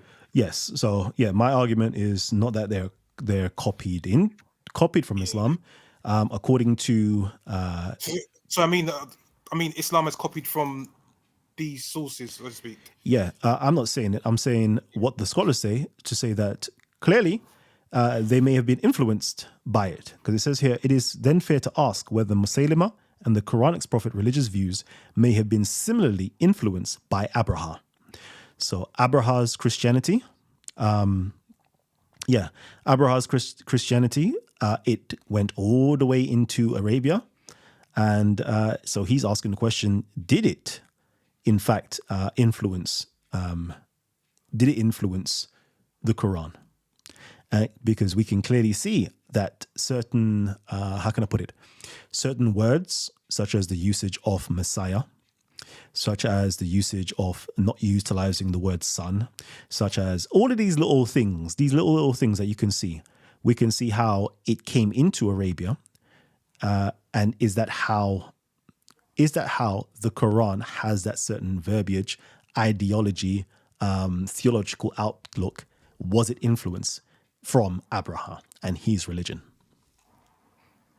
So you're just bringing the question forth. You're not asserting anything. Yeah, I'm bringing the question forth. Okay, my own belief. If I'm going to give you my belief, okay, which is a belief or an opinion.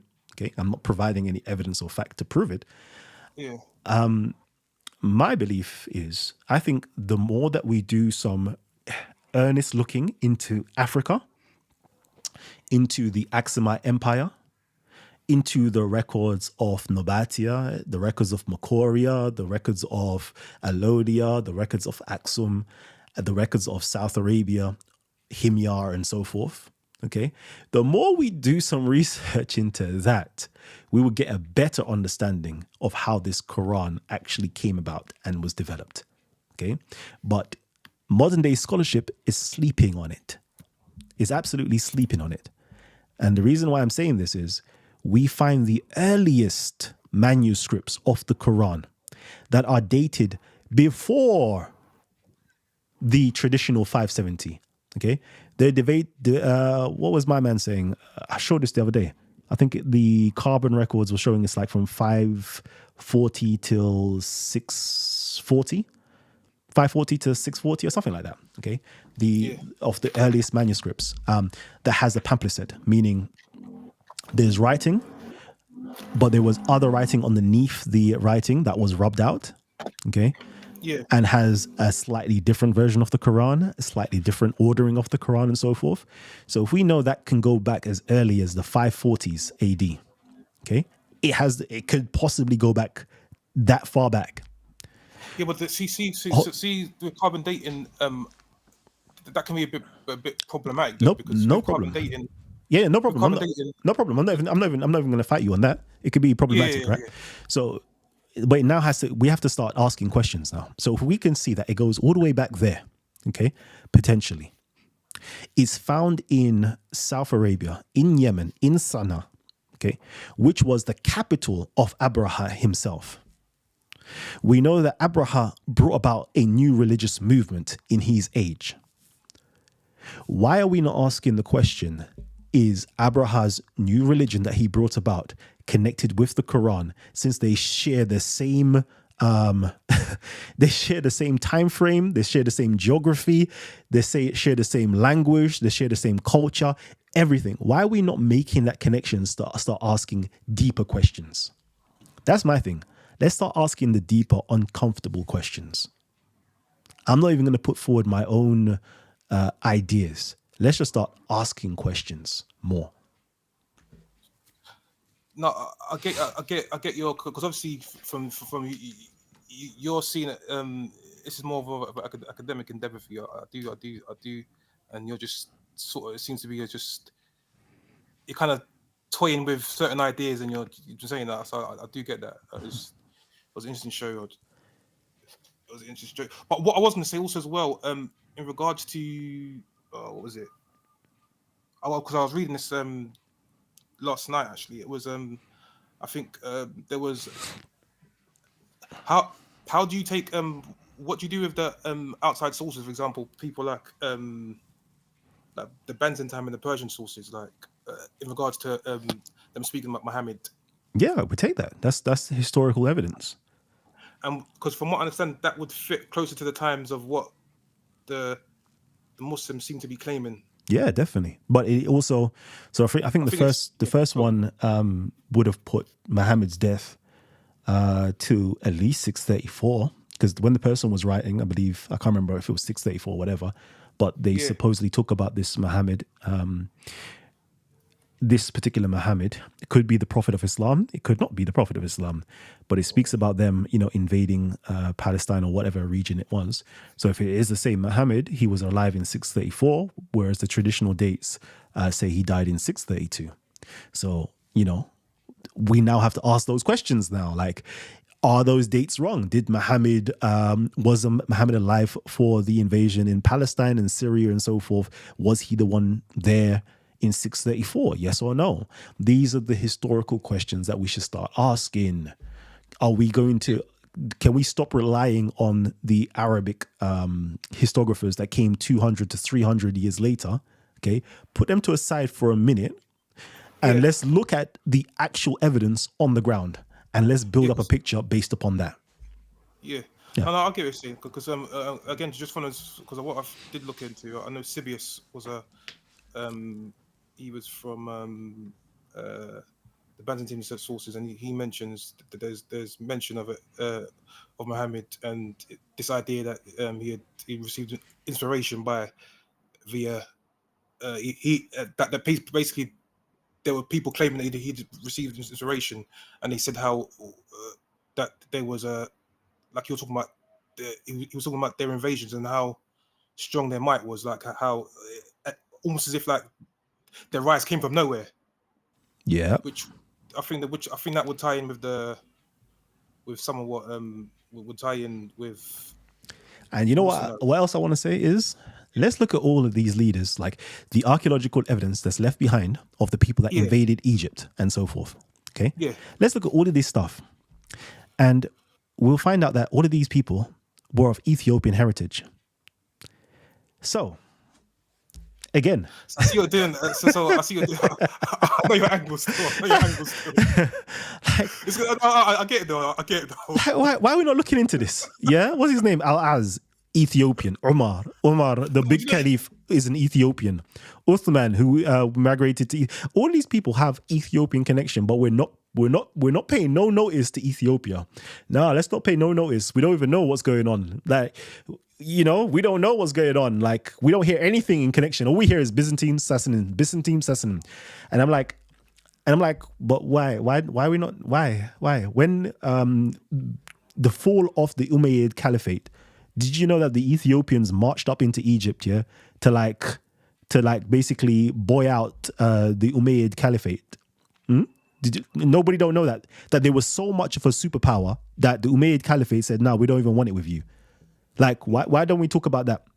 So if there's so much for force that the Umayyad Caliphate didn't want no beef with them, why don't we talk about them in the rest of the emergence of Islam? After the Umayyad Caliphate fell, I can't remember his name, but his two sons, tried to make it into Ethiopia underneath, is it, which kingdom? There's one of the kingdoms. I can't remember if it's Makoria. Let's just say it's Makoria. He wanted to go into the Makoria kingdom to find refuge. Why are we not talking about this? That everybody is trying to go to Ethiopia to find safety. Muhammad and his followers wanted to go to Ethiopia to find safety. Why is it that they keep wanting to go to these places for safety? And you're not talking about how great this empire was in the first place, and their connection and their influence and, everything that took place, and how, I don't know, man. I'm just saying, like, to me, like, I don't know. It's like academia is being racist, or it's being blind. It's like, no, we're not. Let's close our eyes to Ethiopia, but let's talk about the Europeans and the Persians. Let's talk about them, but let's close our eyes to the Ethiopians, who was a superpower in the day. We don't. I'm not asking you how many people know that Abyssinia or Aksum Empire was a superpower that ruled before I started speaking, how many of you guys knew that they ruled Arabia for over 400 years prior to Muhammad's birth?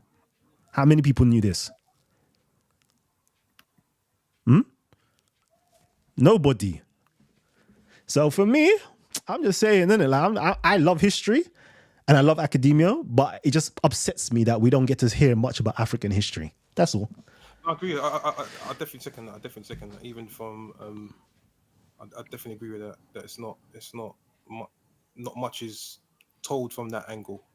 But how about from the Islamic sources? Is there any much mention of like, the African history? Yeah, there is a whole lot. A whole lot. They boasted about their African ancestry. That's the worst of it. They boasted of their African ancestry before you can read a book on the Sirah literature. Let me do this. Let me read for you.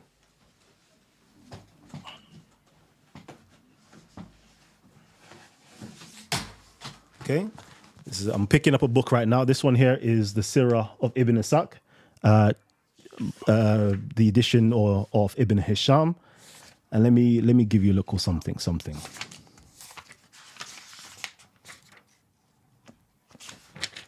Let's do something.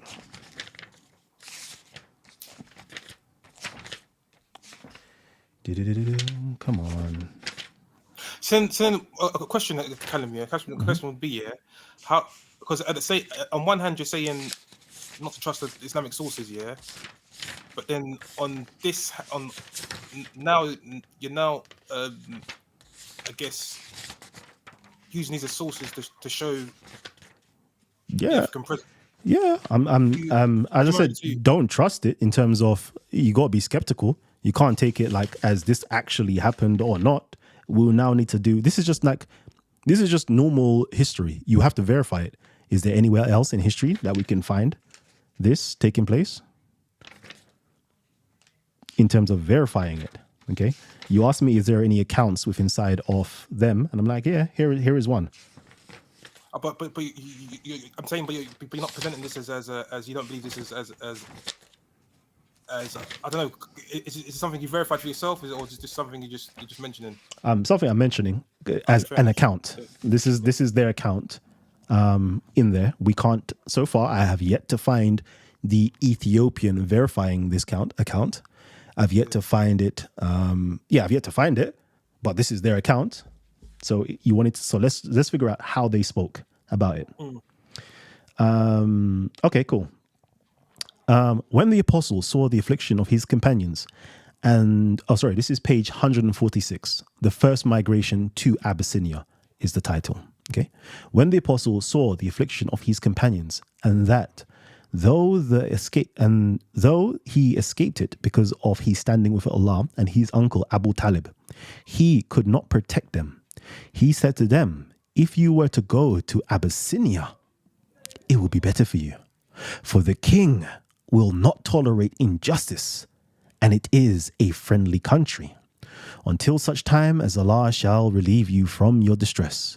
Thereupon his companions went to Abyssinia, being afraid of apostasy, and fleeing to God with their religion. This was the first hijrah in Islam. Imagine, they fled to God with their religion. So where's God? Question, I'm asking you, where's God? According to this. So you're asking me, yeah, where's God? Yeah. What do you mean by that? Sorry, I'm confused about the question. All right, yeah. Listen to how they're speaking, okay? Yeah. Thereupon his companions went to Abyssinia, being afraid of apostasy, and fleeing to God with their religion. They're fleeing to God. Mm-hmm. Well, if you take the literal interpretation, yeah. So someone might say that God is in Africa or Abyssinia, but I'm sure Muslims won't read it like that. Of course, Muslims won't read it like that. But if we take the literal reading, yeah, that's exactly what it is. In But then fact, that's a whole different debate as in terms of like in how fact, do you, in fact, can we let's how see? do you interpret scripture? Yeah, How do you interpret literature? let's see if we can substantiate that. Okay, Yeah. page 148. Okay,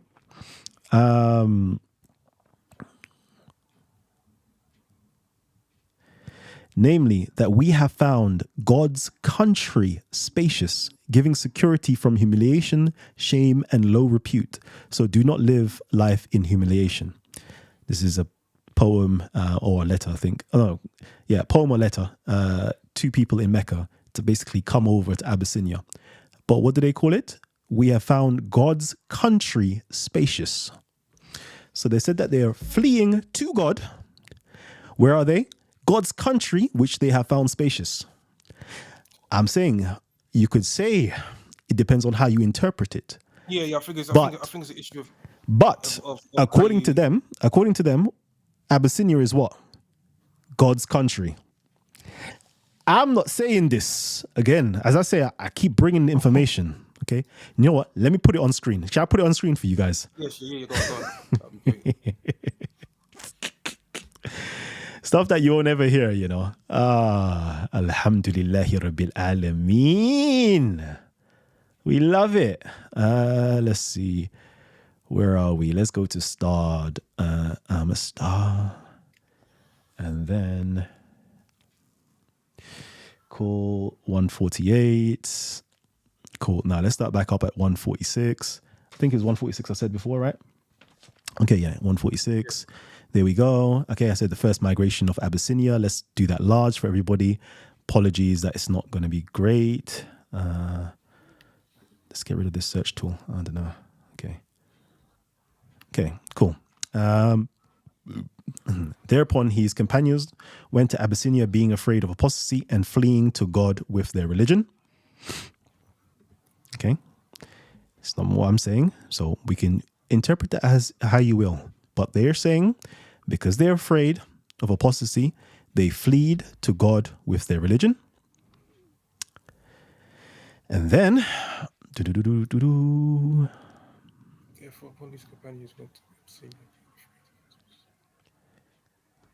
then, where are we? 148, I said. Cool. Yeah, 148 down here. Okay. Okay.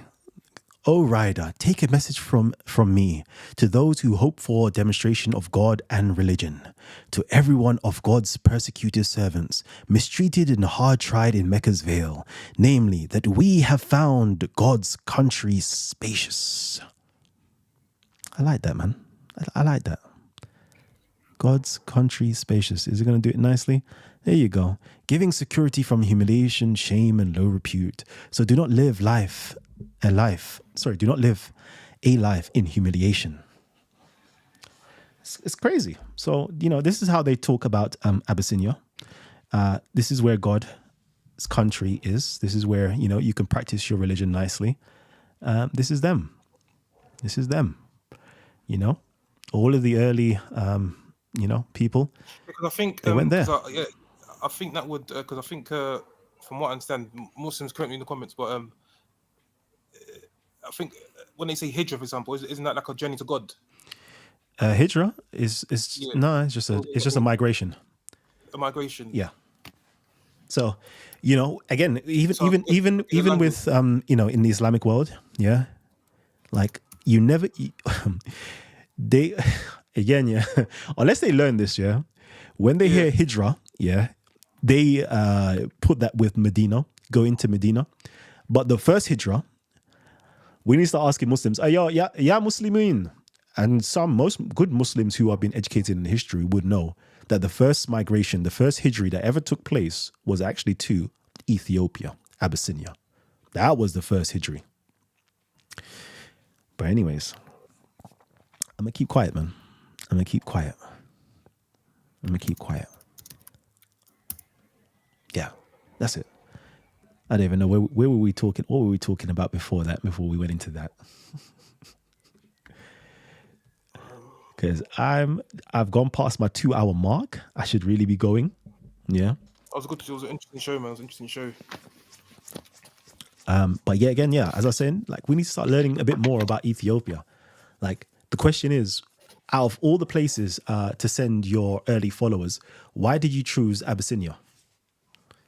Why did you choose Abyssinia? That's my question.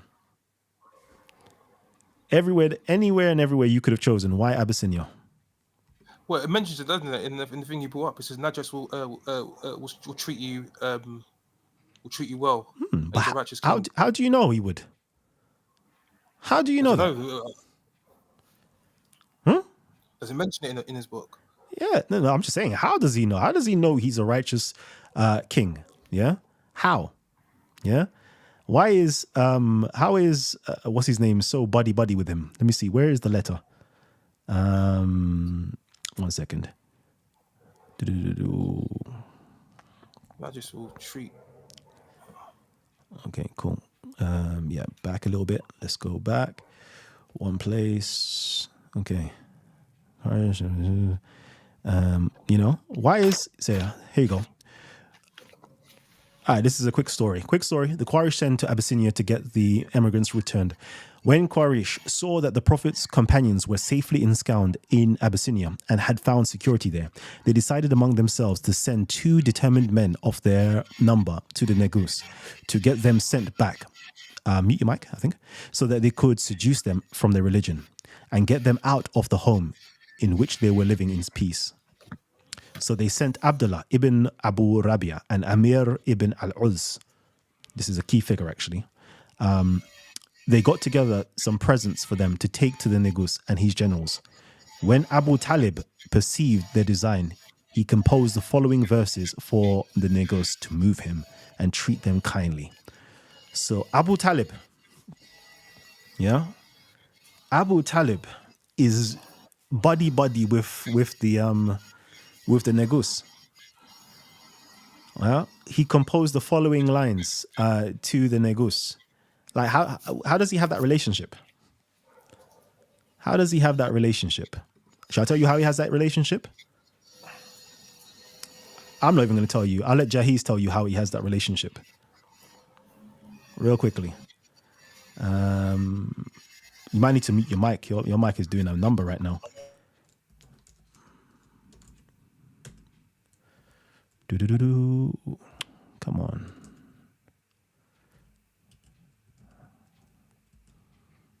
Come on.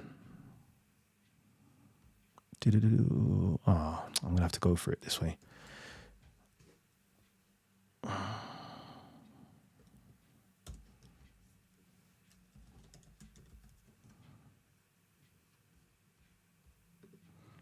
Okay.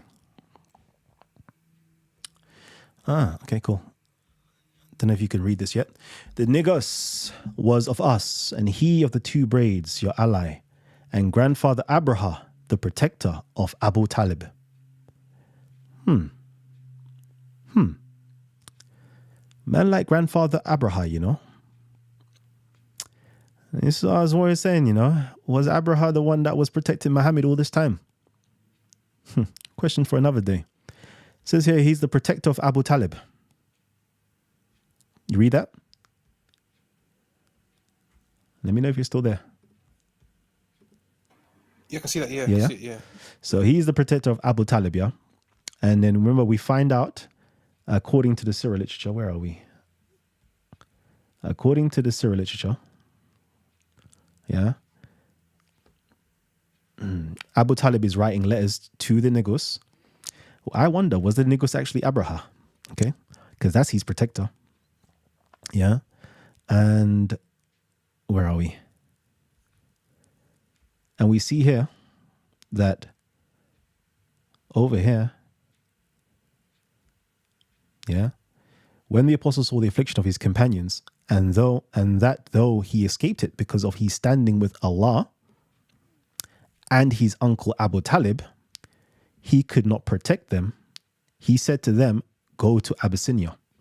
So this is how we know that they have a relationship, because Abu Talib, who is Muhammad's protector, Abu Talib's protector is Abraha. Abraha was Abu Talib's protector, and Abu Talib protected Muhammad. This is interesting.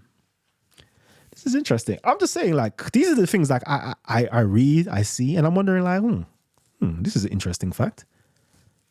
Why don't nobody know this? Why don't nobody know this? This great conspiracy. The Abraha, the Negus, Abu Talib, Muhammad, they all were connected somehow. They all were connected somehow. And again, I'm just asking the question. Was Muhammad one of his propagandists to spread Christianity, Abraha's Christianity, throughout Arabia? Sorry, did the last thing say the grandfather of Abu Talib? No, Abraha was called the great grandfather. Was called okay. Or was called the grandfather. He was. Let me see. Let's go to it. Where is Jahiz? I've got so many tabs open right now. So many tabs. There we go. Where's Jahiz? Right here. Yeah. So Jahiz calls him grandfather Abraha. Yeah. In fact, let's find some more writings of Jahiz. Yeah, Jahiz bigs up. See, this is another thing. Yeah, African scholarship in Islam. Okay, let's see what Jahiz has to say about him as well. Let's go to another one. Okay, cool. Al-Jahiz al-Rasail. Okay, right here. Another verse describes Abraha as the greatest king. Another one praises Abu Yaksum as surpassing any immortal creature, even if there was one. What? Huh? Hold on. Huh? So Abraha was the greatest king. And that he surpassed any immortal creature. Anyways, I'm going to keep quiet. I'm going to keep quiet until we start actually learning a bit more about Abyssinia and Ethiopia and the impact and influence it had on Islam, impact and influence it had on the Quran, and impact it had on Muslims in early Islam. Because the way they praise Abraha right here, I think they praise him even more than they even praise Muhammad. Astaghfirullah. Man said that he surpassed any immortal creature. Anyways, as I said, this is nothing that I'm saying. Okay. I'm not bringing up anything new. It's just new to you guys because nobody teaches you Islam from a historical perspective. Nobody cares to teach you about it from an African perspective. So this is just my little things that I come across, my little study session. I hope you guys are enjoying. And if you are enjoying, please hit the thumbs up. If you want to say, Kalam, you're a liar, whatever the case is, and, hates, continue to do that in the comment section. All I'm going to say to you, I am not saying anything of my own. Okay? I have not come to bring a newfangled thing. I am simply confirming and affirming the scriptures. Simply confirming and affirming what was written and recorded in earlier manuscripts and traditions. That's all I'm doing. Alhamdulillah. Hey, I'm enjoying life, I'm enjoying life. So, anything else? Anything else, Midas? I got to go now, but man, it was a good life, man. Yeah. Definitely be back for the other parts. Sorry? I said I've got to go now, but it was a good show. It was interesting. Yep. I've got to get back and read a few things just to read up on the topic to understand it more. Hopefully, you if you can maybe do another part, that would be great. Yeah. All right, family tree. Salute. So this is like a quick study session. This is stuff that I was reading today, and I thought it would be a very good idea to actually, bring you guys into it, bring you guys into my world, because we made mention of this book on yesterday's live stream, and I thought, it's a good idea to actually read some of it, so you guys can benefit from it, because I know some of you guys, I don't know, man. I don't know if you guys are brokies or not, yeah? Stuck for a lot. I'm just joking, right? But pick up a book, man. Go and spend your hard-earned money and go and buy these books. Okay. And I've spent thousands of pounds in my time, in my years, learning about this stuff and spending a lot of money on buying these stuff to learn it. And then I spend a long time reading and digesting this information. Then I got to spend another time, actually digesting this information and thinking, how am I going to articulate this in a very easy manner for you guys to kind of understand this information? Then I have to do shows on it for you guys to see it. Then I have to prepare it and, show you guys the highlights and stuff like that, which is long. It's actually a long thing, And this is the reason why I'm like, I'm done doing shows, man. Do you know how much effort goes into it when I could just be out there making money and enjoying life? But then if I don't do it, who will? Yeah, if I don't do it, who flipping will? We're going to continue with the same dumb, silly Christian versus Muslim debates that are just deadening to the ears versus actually learning history and learning what took place, the intricacies of what took place, what was going on with the Christians in that era, what was going on with the Jews in that era, what was taking place. We've got the Miaphysite Christians, we've got the Diaphysite Christians, we've got the Chalcedonian Christians. What is the Christology? Like, we've got all these great questions that nobody is even delving into. Nobody cares in terms of the apologetic and the polemic side. They don't care. All they care about is proving each other wrong. I don't. I care about history. I care about the facts. I care about what can we actually learn. But yeah, anyways, that's just me. I love knowledge. This is what I'm here for, man. Family Tree, if you enjoyed the show, please hit the thumbs up, okay? Again, none of you guys are showing any love and support by hitting the super chat, by donating money to the channel, right? And then when I'm not here, because I'm too busy making money, mullah, I'm like, wallah, I'm telling you this for real, yeah. The only reason you guys ain't seen me for time is because I'm like, yo, like, you do realize that, like, this life, yeah? Me spending like 4 or 5 hours on here with you guys, because obviously you would do 2-hour shows, 3-hour shows behind the scenes talking. Then we have to prepare the shows. Then we have to, in terms of like thumbnails and so forth. Then we actually have to do the research, and then we have to write up and then plan the show out. That takes a lot of time. I'm like, do you know all that time that it takes to do that? I could make like a good money for the day versus coming on here and doing this absolutely free for you guys. But again, this is one of my 6 values, my sixth value, which is generosity. What can I give back to my audience? What resources do I have at hand? I have beautiful cameras with lens and microphones and arms and lighting and so forth, and laptop and editing software and Adobe CC that costs £50-60 a month, basically, just for me to show you, PDFs and stuff. I have all of this stuff. Then I have all of the books and all of the information and all of the money to be able to do that. Let me do it for the family. Then I come here and then it's like, okay, take. But where's the reciprocity? Where is the super chats? Where is just the likes? Where is just the comments after the show is finished? Where is you sharing this to people so that more people can get to come on this channel and learn this information and stuff? And I'm like, if nobody ain't doing that, yeah, if they don't care, why the hell should I care? Because I definitely don't care, because I'm not a Muslim or I'm not a Christian. I don't really care for you guys to know this information like that. I care for it for myself because I enjoy this stuff. But sometimes I wish there was a community that we can bounce off information and be like, Kalam, you're wrong because X, Y, and Z. I've read this new book from the scholar who just found new inscriptions over in Saudi Arabia. Have a look at this. Like, I wish we had that community. Hopefully, inshallah, one day we will. But yeah, all right, family tree. I'm loving you guys. Let's read some of the comments before I go. Quickly tag Titans TV, drop your comment, and I will be signing out. Let me just go through. There's so many comments. Let me see if I can find something. Let's see. None is saying Titans TV, so it's hard. Okay, interesting. Somebody said, this is the learning channel. I'm listening. Somebody says, you know you wrong. One said as early as 499. Ooh, yeah, one said as, see what I'm saying. Let's see. Good point. The Ethiopian Bible works best with the Quran. They were given protection by the Christian king, the Negus. Let's see. He fled Arabia too. Ethiopia, Quran, we had, okay. Punishment, not in Arabia. Let's see.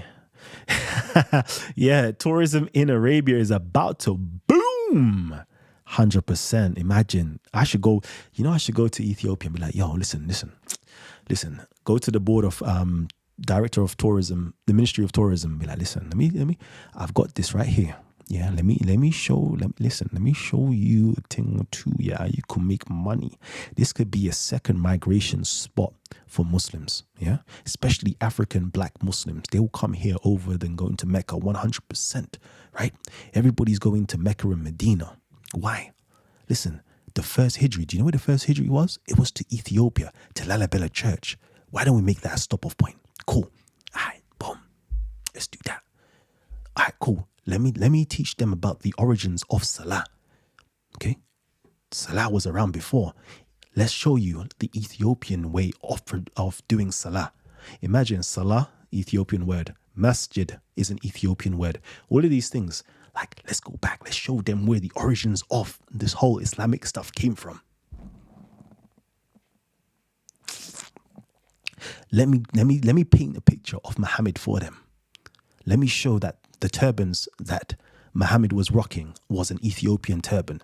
The clothes that he was rocking was Ethiopian clothing. The socks that he was rocking, leather socks that he was rocking, was Ethiopian stuff. His ring was Ethiopian. His stick was Ethiopian. Let me show you that he was a black skinned man, or a dark skinned man, brown skinned man actually, that had dreadlocks. Let me show them in the scriptures where it says that, and let's show it, with the Ethiopians today looking just like that. Let me just show that African connection. Come, give me money, man. Wallah, give me money and I'll make this thing pop for you. Yeah?